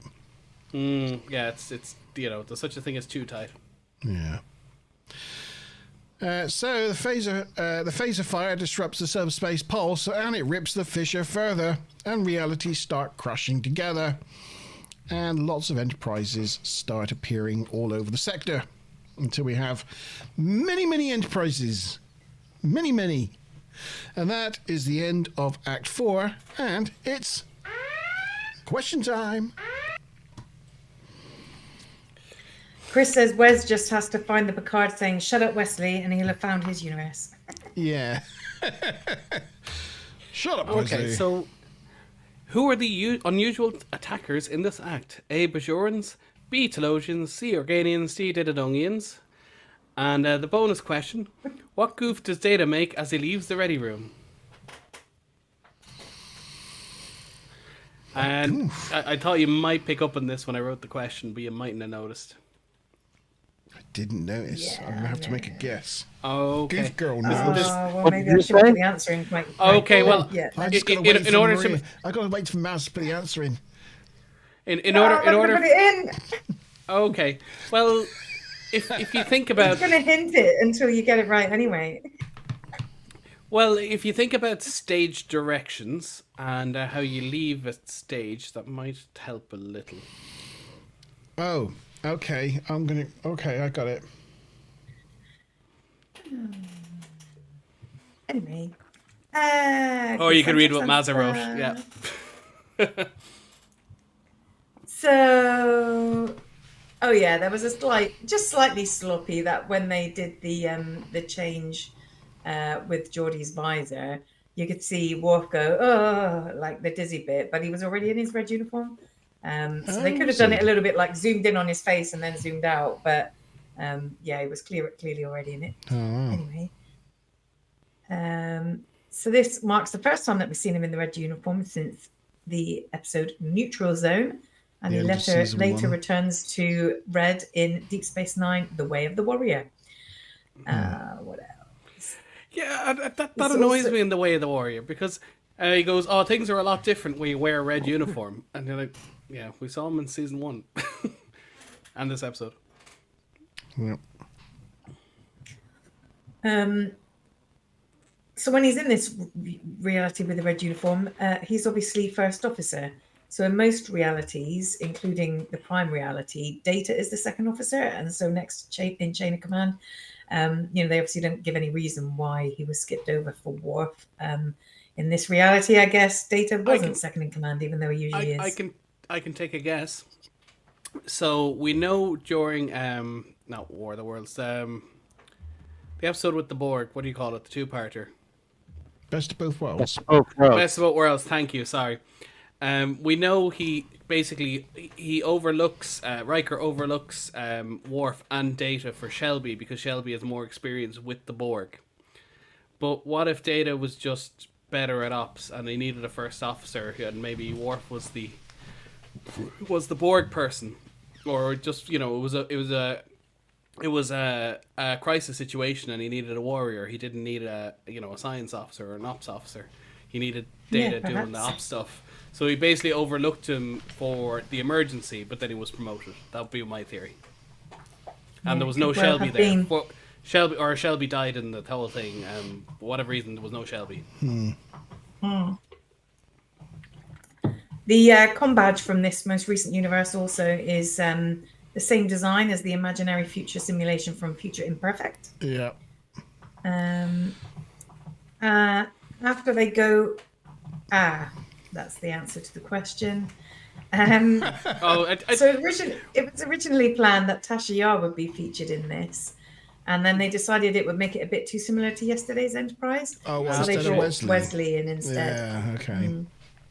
And they thought, we could have explored him in more depth, maybe sort of explained, but then they were like, nah, it'd be just cool if he was just suddenly there. And everybody was like, what? And I like the way they just all act like it's completely natural, like, and we're like, as an audience, we're like, what? So before I wrote that question, I looked up the goofs on the common sites and I didn't see that one. But obviously you looked somewhere I didn't look because I noticed it organically and I said, "Oh, it's not written there. I'll catch it," but I didn't.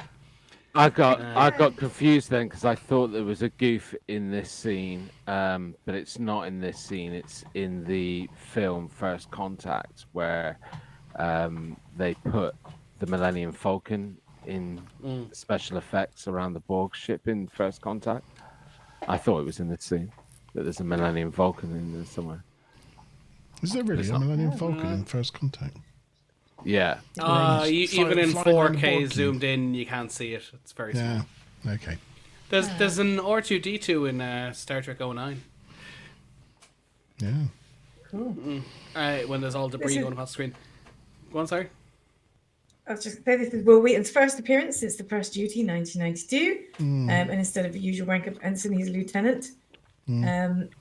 What else? In this reality, there's a Cardassian ensign, making it the only appearance of a Cardassian wearing a Starfleet uniform in everything until Discovery Scavengers.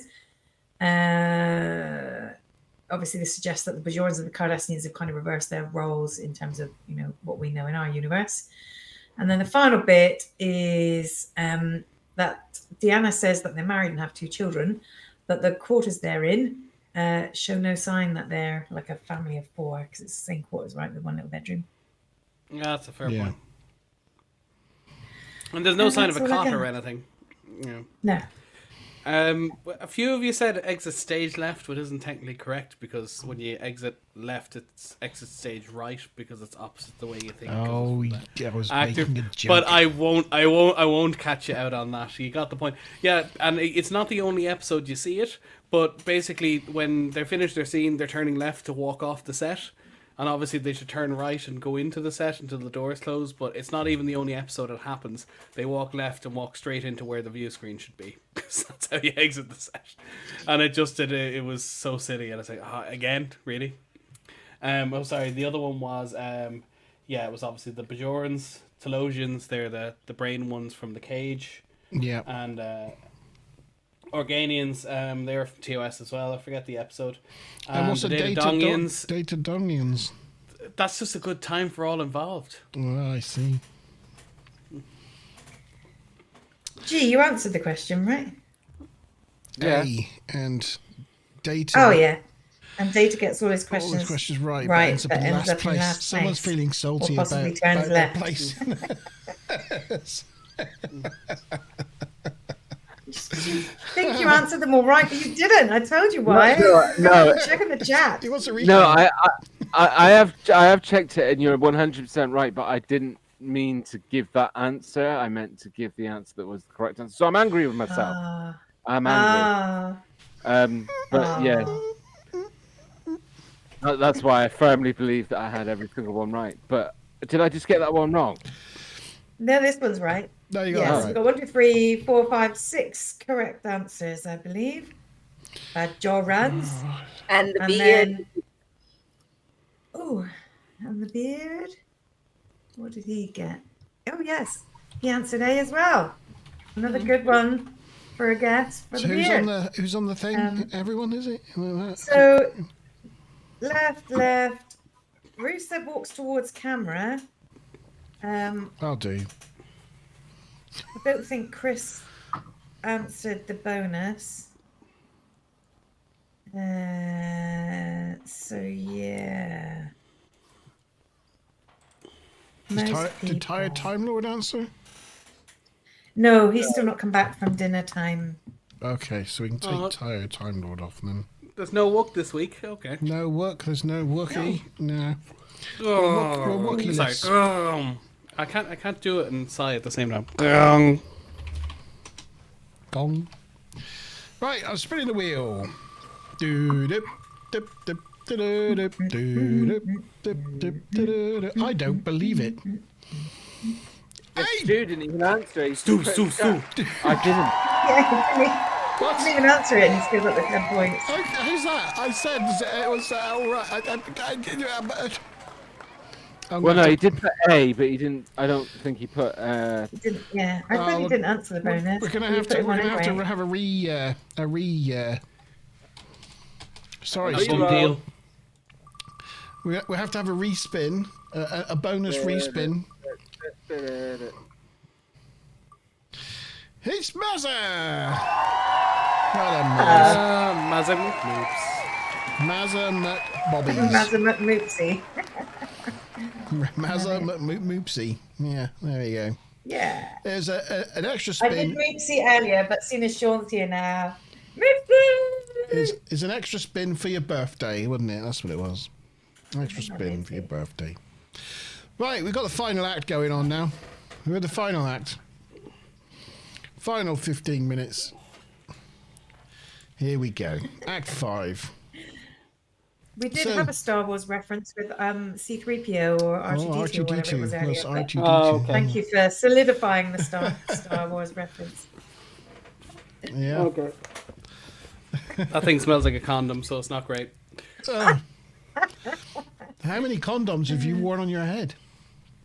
Too many, apparently. Well, this one for a start. This is the way. This is the way. Do you remember in The Naked Gun where they both go, I practice safe sex, me too, and then they go to bed and they're wearing condoms that go from their head all the way down to their legs? You just reminded me of that. Wes reports the Bajorans are breaking off. No wonder they're breaking off. I mean, I've lost the picture. Oh no, what's happened? That's because that's what the Bajorans are facing now, like an armada of So many enterprises. Galaxy-class starships everywhere, and so the Bajorans have decided it's a bad idea to stay around. And Wes is also receiving 285,000 hails. It's quite a lot. Probably Uhura couldn't have dealt with that. Data tells them that at this current rate, the sector will be filled with enterprises in around 3 days. On the bright side, they'll never have to worry about the Borg ever again. Data thinks if they find a ship that exhibits Worf's quantum signature and he re-enters the fissure in the original shuttle modified for some technical blah blah blah whatever reason, everything should go back to normal.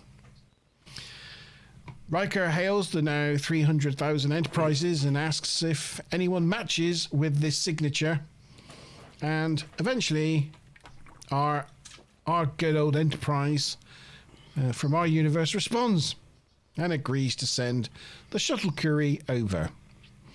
Riker ends the call telling Picard that it's good to see him. It's been a while. Oh. I know. He's happy to see his captain. Oh, I just noticed that the little platform goes out between the seats there. I didn't notice that. That's a nice detail. Yeah. The runway. He's got a little catwalk for himself. It must be really awkward to sit in ops and con like there with that platform right next to the chair. Oh, though it's a shame they didn't have Picard on it. It would have been all right, said Fred. It would have been cool to see him, like if he were, Picard was in the blue uniform from Tapestries. Oh, that's true. Yeah. So, anyway, the shuttle Curie arrives and it matches Worf's signature. Data carries out the modifications. And because of the uncertainty principle, Data can't guarantee exactly when Worf will return to his universe. Worf and Troy say their goodbyes. With He's tongues. looking at you, kid. Yeah. They tongue their way goodbye. So Worf heads to the fissure, but gets attacked by one of the Enterprises.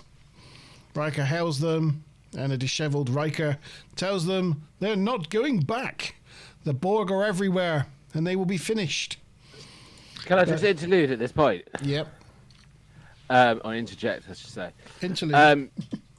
Interlude, interject, whatever. Like, at this point in the Star Trek universe, like, Jonathan Frakes has really proven himself as a potential director of the future. Already directed quite a few good episodes of Star Trek, right? Mm-hmm.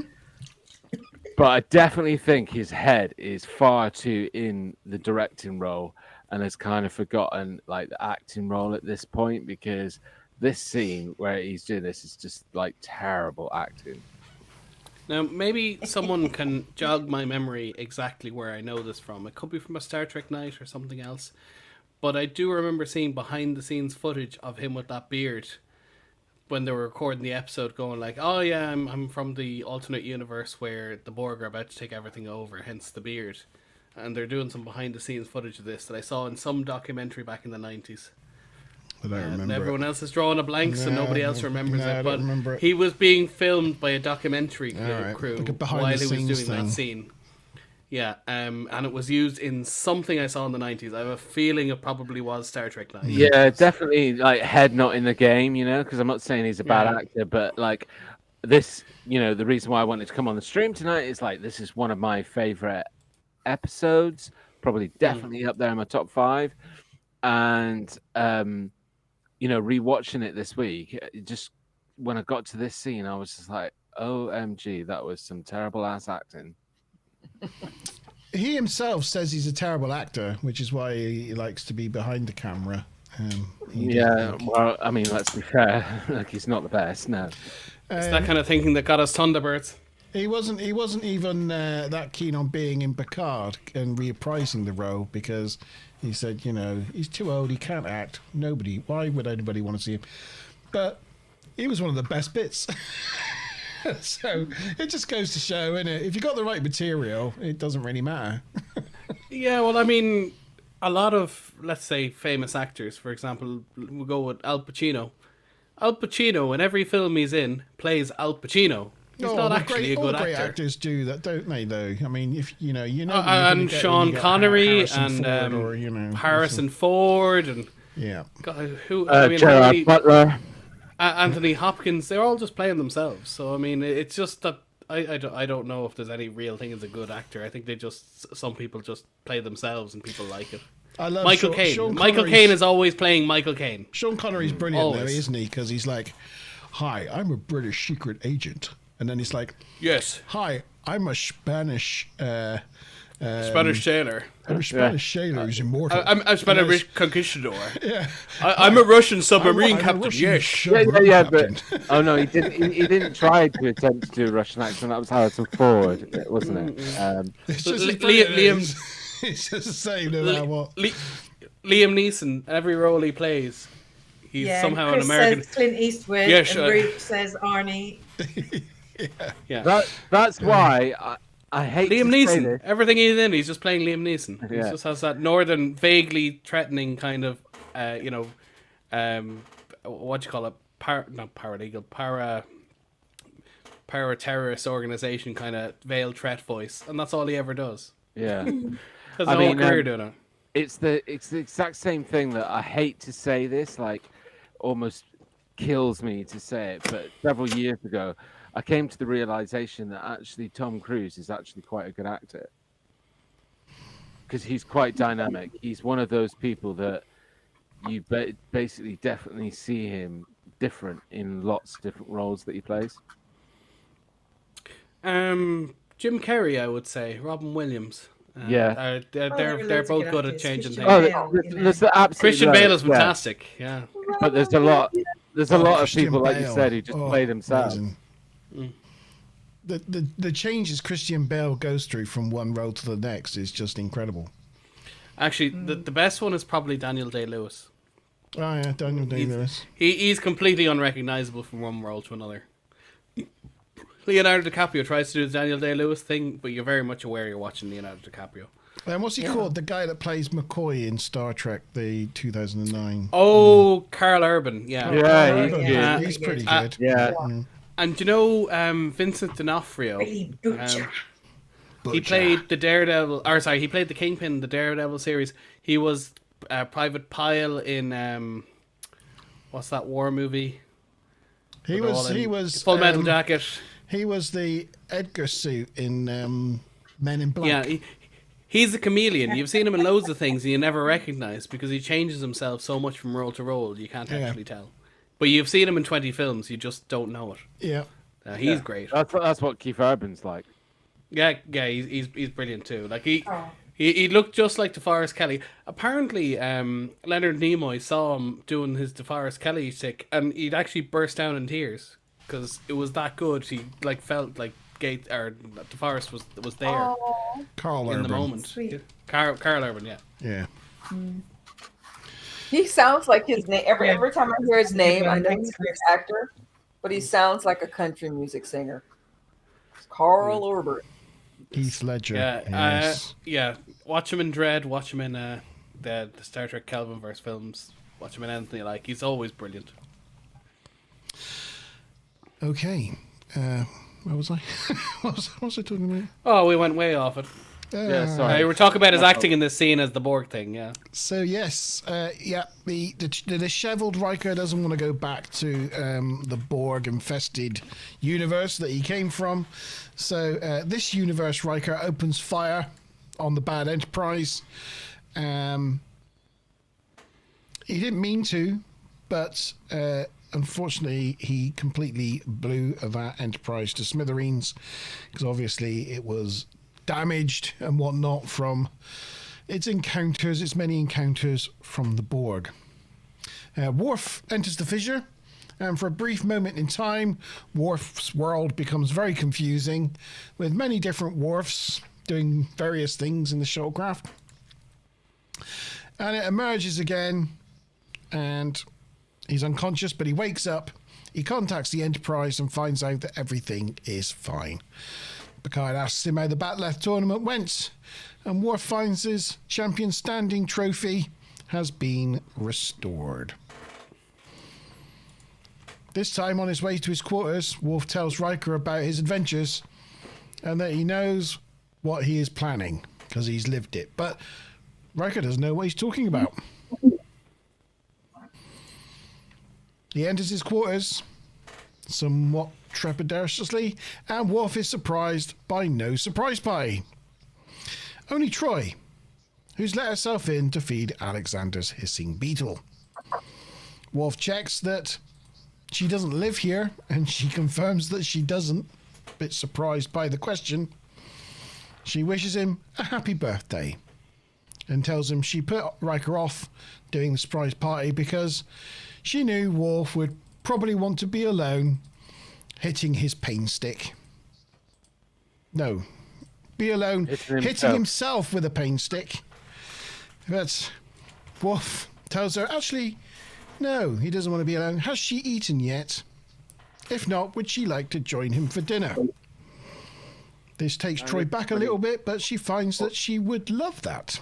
Sorry, Gary. G. I was just going to say, this is where he orders champagne, isn't it? Yeah. Yeah. So he pulls out her chair for her to sit down. He orders champagne from the replicator. Champagne. She raises an eyebrow. She's like, ooh. And Troy's like, ooh, champagne. I think he's looking at her arse. His arse in that shot. Is she thinking, oh, champagne? Or is she thinking, reading his, because she's like empathic, and was she like reading his thoughts as he was thinking, what would be a good thing for this situation? And she's now like getting those emotions from Worf, like, oh, he's going there. No, I think if you were going to put a caption on it, it would say, ooh, I'm in here. Yeah, that's right. Yeah. I said a bang, bang, bangity bang. I said a bang, bang, bangity bang. Oh my. Right. So that was the end of the episode. It's the end of Act 5. So we have the very last of this episode. Question time.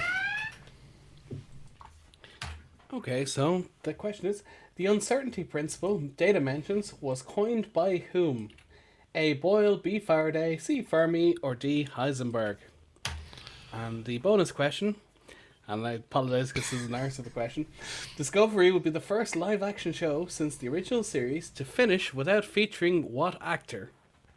What Star Trek actor, that is. So This actor... when you said the answer to the first question, I heard a boiled beef Faraday. I was like, what's a boiled beef Faraday? Oh, A. Boyle, B. Faraday. Faraday. Yeah. C. Fermi, and D. Heisenberg. And and Discovery. So this question, a little bit of explaining. It is a prominent actor in TNG, in DS9, in Voyager, in Enterprise. Right, in all of those shows. So the first show to end since the end of Voyager, Discovery will not feature this actor as we're aware at this moment in time, unless they sneak them in, which I don't think so. But they're not in the original series. No.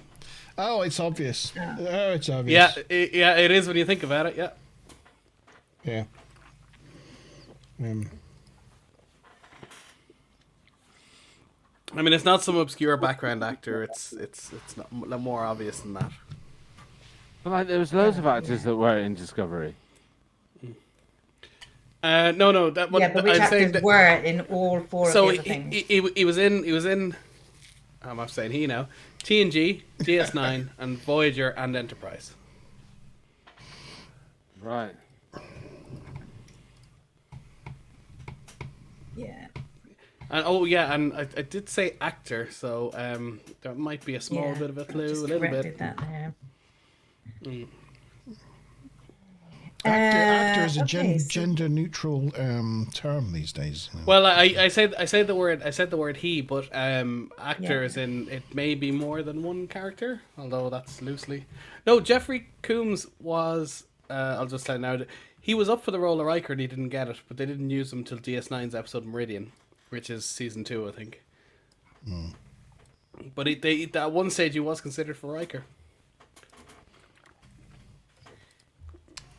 Any terms of truth, more I heard some goofs and things. tribs? Yeah. So in their quarters, Troy expressed concern that Worf would not return when they closed the fissure. However, when they made contact with the right Enterprise, you could see that that Worf was still on the bridge. So it implies that when somebody loops out of there, like their replacement loops back in some way. But yeah, don't know. When the Borg fighter Enterprise explodes, there's no debris. And the final scene when Troy gives Worf a birthday gift, and as they talk, the bow on top switches sides. What else? That last line in the episode, Champagne, was not scripted, but it was added by Jerry Taylor after they decided that they wanted a bit more of a definitive ending. And it's a bit unusual that Worf doesn't sort of specify quantity or temperature or anything else, just says champagne. But I'm guessing a replicator has defaults, right? Yeah. Yeah, but you'd think he'd say 2 champagne, or maybe you can read as 2 people in the room. I don't know. But I mean, Picard always says tea Earl Grey hot, but I'm assuming, let's say it's 60 degrees, but hot is 80 degrees. He's just being a little bit more specific. But yeah, you'd assume there's a default temperature. If you ask for tomato soup, you see it in the start of Voyager. Tom getting annoyed with the replicator for asking him too many questions. It's like hot plain tomato soup. If you just ask for tomato soup, that's what should come out, unless he wants to be more specific.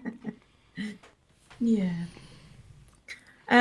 So that's all I have there. But I also like that there was so much D in that picture, like all the Enterprises. It's a lot of D. And we didn't There's actually. a lot of D. Yeah. Forgot to comment on your one earlier. I love the option on the question of what was it? Data dongians. You said it different, but I said it different on purpose to love let it sit for a bit Yeah. longer. But yeah, Data Dongians. Very good. Okay. Well, I may as well give the answers. Yep. Yeah, so it was D. If you said Heisenberg, you're goddamn right. He did the uncertainty principle. The other one, Boyle, that's the reference to gases expanding underwater when you get the bends or your lungs exploding. The expansion of gases under pressure. Faraday, known for the Faraday cage, like a cage to stop Fermi, the Fermi paradox. We've covered that a few times. It was unsolvable in the time of TNG, but it's been Arm Voyager, but it's been solved since, I think. And Heisenberg, of course. Heisenberg, the uncertainty principle. You can measure how fast something is going or where it is, but not both at the same time. Yes. And and you mostly got this wrong, guys. It was Jonathan Frakes. It wasn't.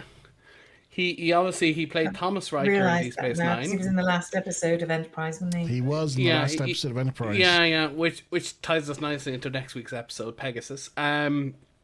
He was. Yeah, I just saw that earlier and I threw it in. Saw someone mention it. Yeah, he was in the last episode of Enterprise. He played. He was one of the Qs brought him forward into an episode of Voyager for like a trial in the episode Quinn, and he played Thomas Riker in the episode Defiant in Deep Space Nine. So he's appeared in all of the 90s series. This is the first one in 50. Well, if it's 1980. Well, I suppose it's in 97 anyway. The first show to end. In 27 years that doesn't have him featured in an episode, unless they like throw him in somewhere between now and the end of the season. Throw him in as an alien or something, you know. He's probably directing some of the episodes. He could just be in the background in a shot, couldn't he? He's only got to step from one side of the camera to the other. Yeah. Someone on Twitter put that up earlier, and I said I'll make a question out of that. That's good. Yeah, that's a good one. That is a good one. And Mr. T got it right. He did. Yeah, and I guess there's no wheel because there's no wook, so yeah, he just gets the points. Yes, you just get the points. He just gets the points. I can't really. It's not a very good wheel, that one, is it? If I just do there. I get the D, right? Oh yeah, there he goes. Sorry, everybody. Goes around. I wonder who's going to win. It's a difficult one. You spin me right round, baby, right round. Yay! Mr. Tevkin's one. See, I had to do it for completeness. There we go. Let's end with the shot of the D's. That is the end of this episode. The results of the quiz are now being counted. The bingo is over. So we'll leave Tavikins and Mazim Bob to calculate things. And whilst they're thinking about that, if everybody'd like to think about what they'd give this episode out of 10, from 0 to 10, what would you rate this episode in line with other episodes of this? You were on the wheel, Mr. T. I could not deny you the wheel. Yes. You were there. So, yeah, let's Mr. T. Chris, there's that pity the fool. Pity the fool. I ain't getting on no plane, fool. Yeah. So yeah, what did you give this episode? Let us know your thoughts, feelings, and the score out of 10. What do you guys think about this episode? G, what do you reckon? Not score, but just in general. Yeah. You know, some of the guys were mentioning this earlier on about, you know, how this was the first episode that opened up the possibility of, you know, different linear universes of Star Trek.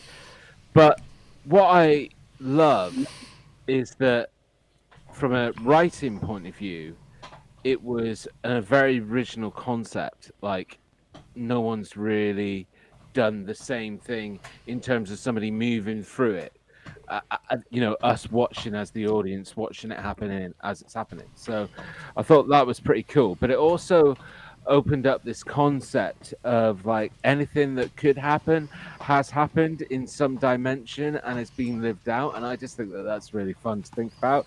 And I think that they were able, through the writing as well, to then show us peeks into other universes where things that we've always probably kind of scratched our head about like, what if they didn't ever save Picard from the Borg? You know, what would that future have looked like? And we got to sort of see a little bit of a sneak peek of, you know, how that would have operated and what people would have felt like. So I don't know.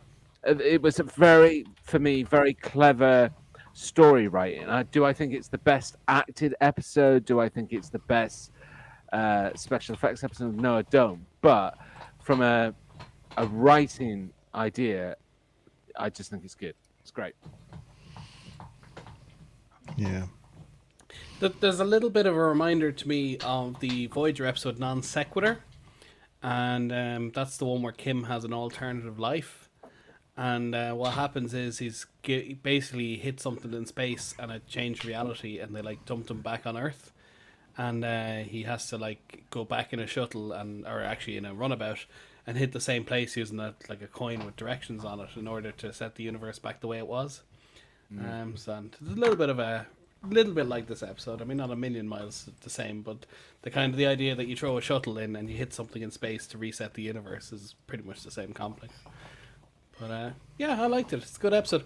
I quite liked all the little, well, I wouldn't say continuity errors, but the continuity changes, I suppose you could call them. Some of them are very clever, like Data There's probably a whole bunch that we didn't even notice. Oh yeah, between shots they're just taking things off and off. Like the continuity person, like I remember watching again behind the scene things about Friends, and they used to take Polaroids of the set. So if they picked up a card and put it down, or moved a cup, that it would always just be put back. And they take like 200 Polaroids of everything all the time just to get these things right. But in this episode, continuity didn't matter. If you just mixed up and picked up something and put it down in the wrong place, or whatever it was, or the pips were the wrong, it just didn't matter. So it's really nice to kind of look through it, and I'm sure you can watch it 4, 5, 6 times and find different things you didn't notice. Yeah, they moved at one point. Really they moved the pool table in engineering to like the front of engineering by the warp core, you know. And for me, you know, teenage boy me was just like, my God, look at the bridge! Look at the bridge! Because they changed all the panels and the extra bits on the arch and you know all that stuff. It's just. There's that big sort of plastic screen thing on there. Screen thing. Looked nice. I like that. Yeah, that's been in lots of episodes. That thing. That's. Just jumping back into Patrick Stewart's memoir. Actually, a lot of the cast really enjoyed making this episode because, as I'm sure you're all probably aware, like Michael Dorn plays the most aggressive character in the cast, playing a Klingon, but he's probably got the reputation of being the biggest softie and big friendly giant on the cast.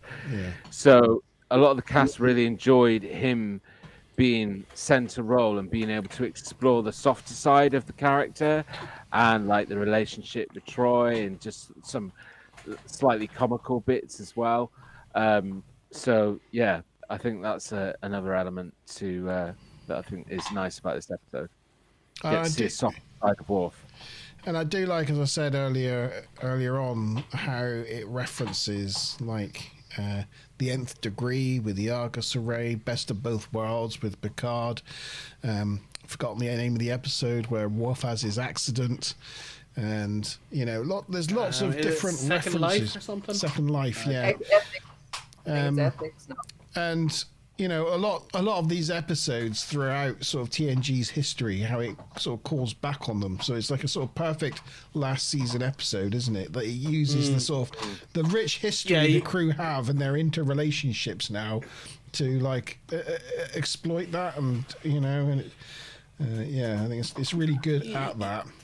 And I just think, as you tell, said, it's a little bit of a swan song. Yeah, definitely. Yeah, a little bit of a history. It's like the likes of Tony Bennett. I know he died now, but like when he got to like 75 and he's still going on tour, but he's just singing the big hits. He's not selling you stuff on the new album. He's just going back to the stuff that's the way you want it.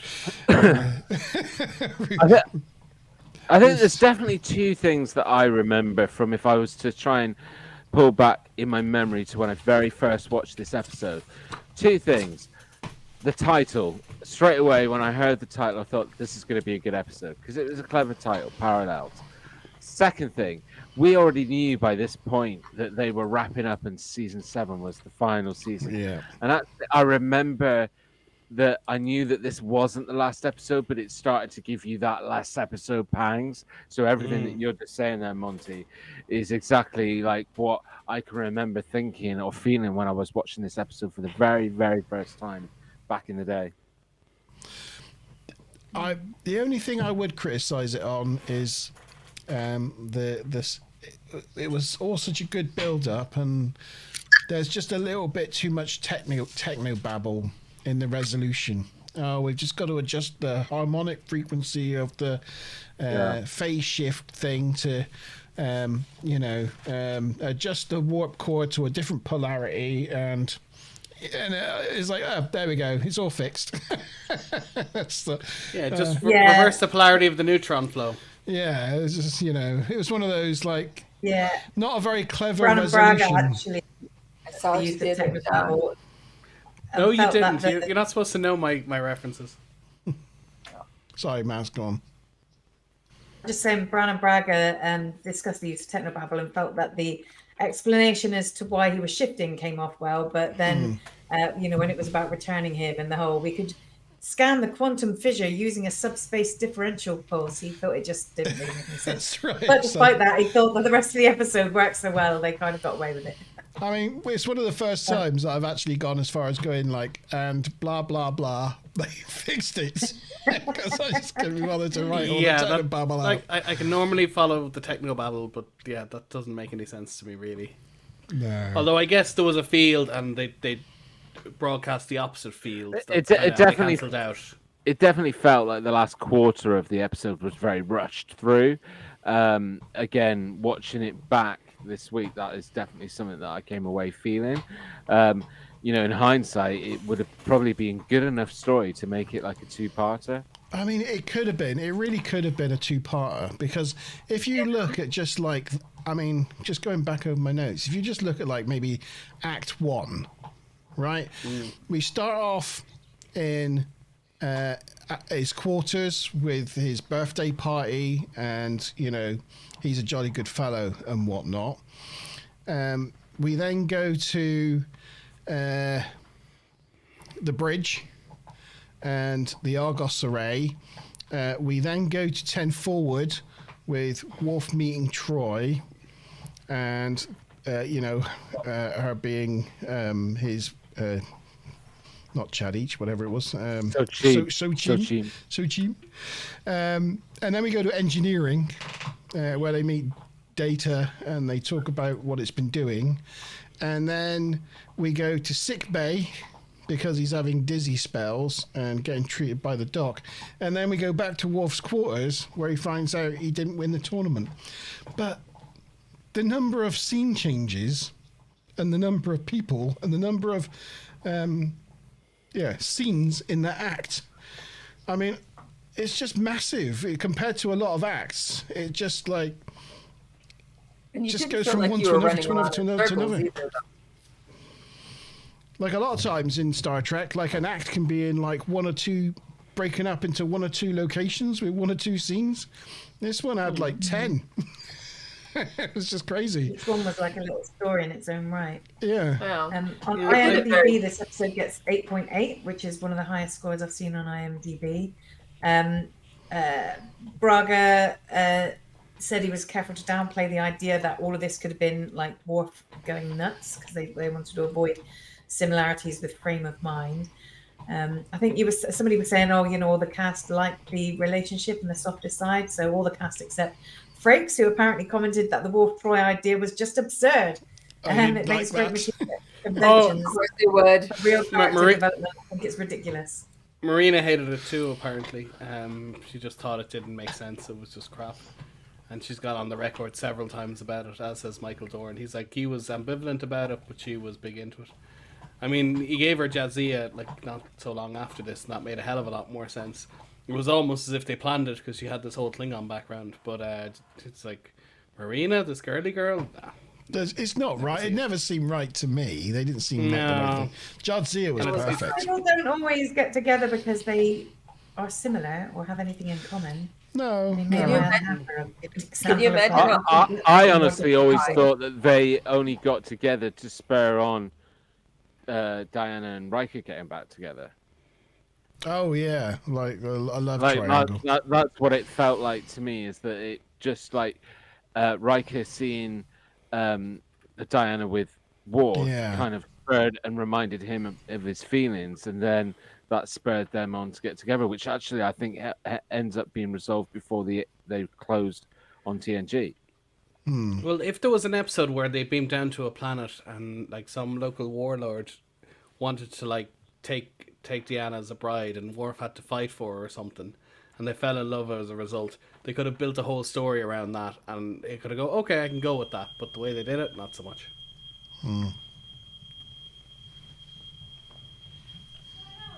I don't know. What's that? The fire alarm going off in our house. That's not a good thing. Oh. Oh, you've got Yes, something to say? Chris says Probably got something to say. poorly explained quantum physics. She's been waiting, and from she's been Chris. waving her arms. And Oh, sorry. Nobody will let her talk. I haven't got her on my screen. Sorry, I do apologise. I was just going to read out some live chat, but okay, go on. Okay. Well, I mean, moment's kind of gone, but I was thinking they had some opportunities to do some really fun things with this one. Like in one of the universes, instead of having him with Troy, they could have had him with the original mother of Alexander, and that would have been Kayla, interesting. yeah. And if they'd wanted to make into a two-parter, I mean, can you imagine him being on a ship where there are no Klingons, and they look at him like, "Who the sweet hell are you? What the hell are you doing on this ship? This guy, how did you get out of the brig?" You know, Or he or just something. suddenly finds himself on a Klingon warbird, or Like, vulture.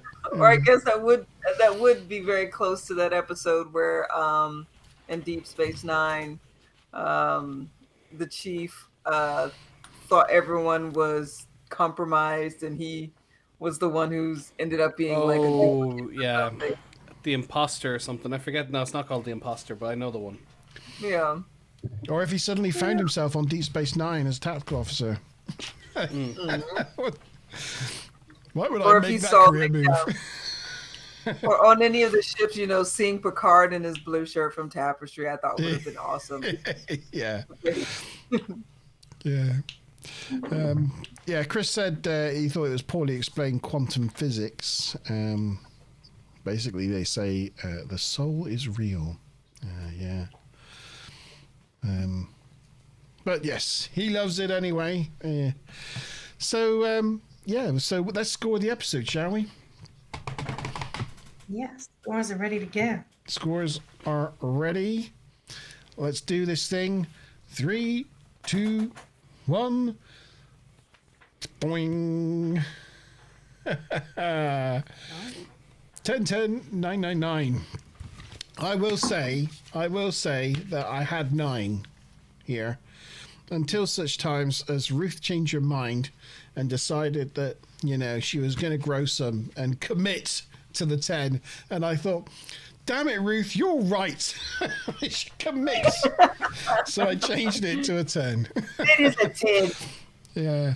Yeah, I just thought, well, why not? It's probably one of my favourite episodes. If I can't give this a 10, I can't give anything a 10, really. I would have given it a 10, but I just think that there's some ropey acting in parts in it, even for the cast standard. So I think it just loses the point for that.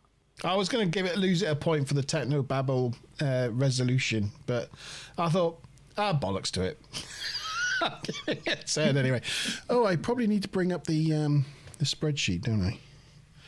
But obviously my score just gets added to the audience. It does, because you're not important anymore. Oh my goodness. Oh, the pain. Oh dear. Yeah, in your world, batch.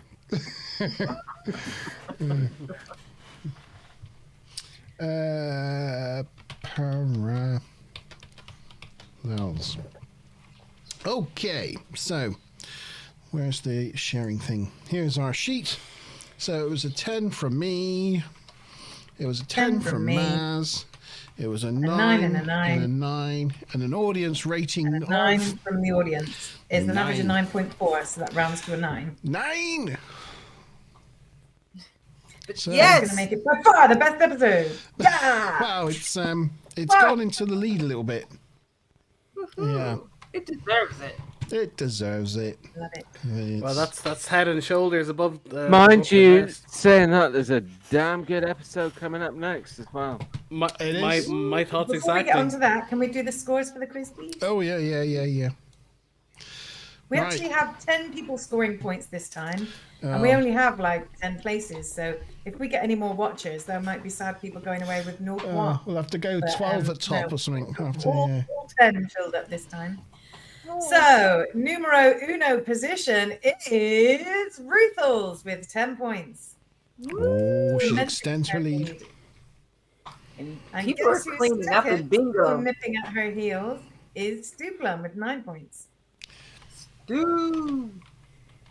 And next, it's almost like I'm reading it out of what you've got there. Because next is Magda with 8 points. Wow, 8 points. You never guess who's next. Me? Monty with 7 points. Wow. It's like it was meant to be. However, that's where we break the trend because then next is G Star with 6 points. Bloody fix. And then is Mr. T with 5 points. 5 points. You were robbed, Mr. T. That's all I could say. And then we've got Chris with 4 points. Chris, I bleed. Bleed for you, Chris. Then we've got Time Lord with 3 points. I mean, anybody Tabby from with this point 2 onwards is just by their on their own. After Time Tabby Lord. with 2 points. Tavi with 2. Oh, it was 3 with Time Lord. 2 for Tabby and 1 for Smiler. And 1 for Smiler. But There we Tabby, go. I've got to say, up until the moment that Sean got here, you were doing a fantastic job on question time. Well done. Oh, thank you. Yeah. Thank you for looking after my after me while I'm absent. As I said, I've got a, as I said, yeah, I'm sure you know by now, but yeah, I keep going on about the play. I think you need to put something in every time I mention the play. But yeah, play. I'm rehearsing for a play. So We do have one that says stage, rugby and stage. I think I've heard that'll do. Yeah, so I'm. It's been a pleasure. However, I do feel sometimes like I'm bonkers, and I'm like, Tavana, keep a straight face. Type up Ringo. Keep listening in case someone says something. But halfway through the show, I'm like, did I hear this 10 minutes ago? Well, I'm trying to do questions. It's a bit wacky. You're both so much better than I was because you get the questions into the comments in a really timely manner. Back in my day, I was just like Smiler, put the question in. I was too lazy to write it in myself. I was like, get somebody else to do it. I'm too busy asking the question. Come on, I can't be putting it in chat as well. So well done, impressed. It's very good. And well done to Ruth for. Oh, now, yeah. 2 points in the lead. Cleaning up. The Queen at the top of our list. But yeah, well done for everyone getting points. It's very good. We've got a good leaderboard this season. So very good. Yep. Yeah, here you go, Tavi. My points were 60. Say again. I said, here you go, Tavi. My points were 60. Oh. 60. Okay. 60. 60. She wanted dad jokes. She wanted dad jokes. There you go. Yep. So what episode have we got next then, Sean? Tell us. It's the one about the horse with the wings. Oh. Pegasus. The Pegasus. Yeah, it's You know, a good episode. Ensign Rose an admiral, and she takes over the fleet, and you know, and then she has one of the sixes in you know, as a Cylon slave locked up, and has a bit of a fight with the rest of the fleet, and eventually ends up getting shot. Oh, sorry, that's the other Pegasus in Battlestar Galactica. I may be getting mixed up. Oh, yeah. Great guest starring from Terence O'Quinn. Yeah. So, was that him? Jesus, I didn't remember. Yeah, it was. Yeah. But yeah, no. So Terence O'Quinn and the TNG one. Yes. Your man from Lost. Yeah. So yeah, Pegasus, which is the basis of the best Enterprise episode ever. These are the voyages. I'm sure we'll cover that next week. But yeah, it's fantastic. It doesn't get much better, does it? Yeah. Yeah. Actually, I basically didn't give a 10 this week because I've well, Pegasus is better, so I give this a 10, and I don't have an 11 to go to. You got nowhere to go, isn't it? You put yourself into. That's pretty much the only reason this didn't get a 10. I love this episode; it's a great one. Yeah, and then after that we got Sub Rosa, so with the rough. Oh, that's 11. You get the rough. Yeah. I don't think the paddles have a -1, do they? No, Yeah. but there's always the 0. You can always exercise the 0. Shikara is a ghost candle, and yeah. Well, let's get through that. Could you do me a favor, Monty? In the StreamYards chat, I sent you a link. Could you just open it up for 2 seconds if you have a moment? It's great. Yes, I can. Let's try that. Put that there. It's a meme, but it's kind of self-explanatory. I was talking about it earlier, but now's a good time to throw it in the chat.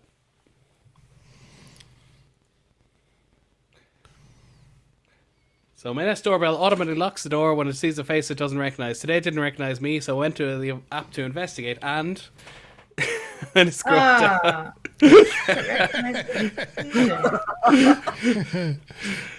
And yeah, there's a photo. If you can't see it in the resolution, he had a T-shirt with Gowron on the image, and it recognized his T-shirt, not his face. Yeah, and then it wouldn't open the door. What would Gowron do, right?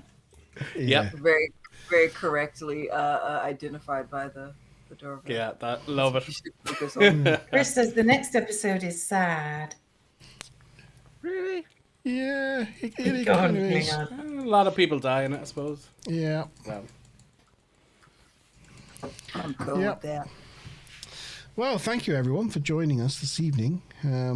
We've had a full turnout in the panel, which is nice. We've had thank you to Chris Smith and Tired Time Lord. Thank you to Mr. T Goujon. Thank you to Smiler Rainbow, our wrench. Andy. Thank you to who am I forgetting? Ruth. Thank you to Ruth. Ruth. Shame on you, Wookie, for missing out. We missed you, Wookie. Where's our Wookie? That's what we want to know. But hopefully we'll see him next week.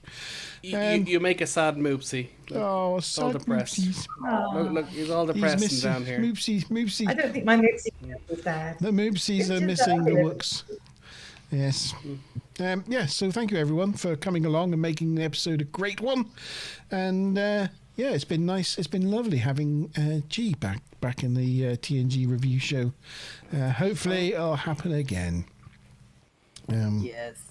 Maybe Well, for it'll only be end the of season. TNG review show for another 10 episodes.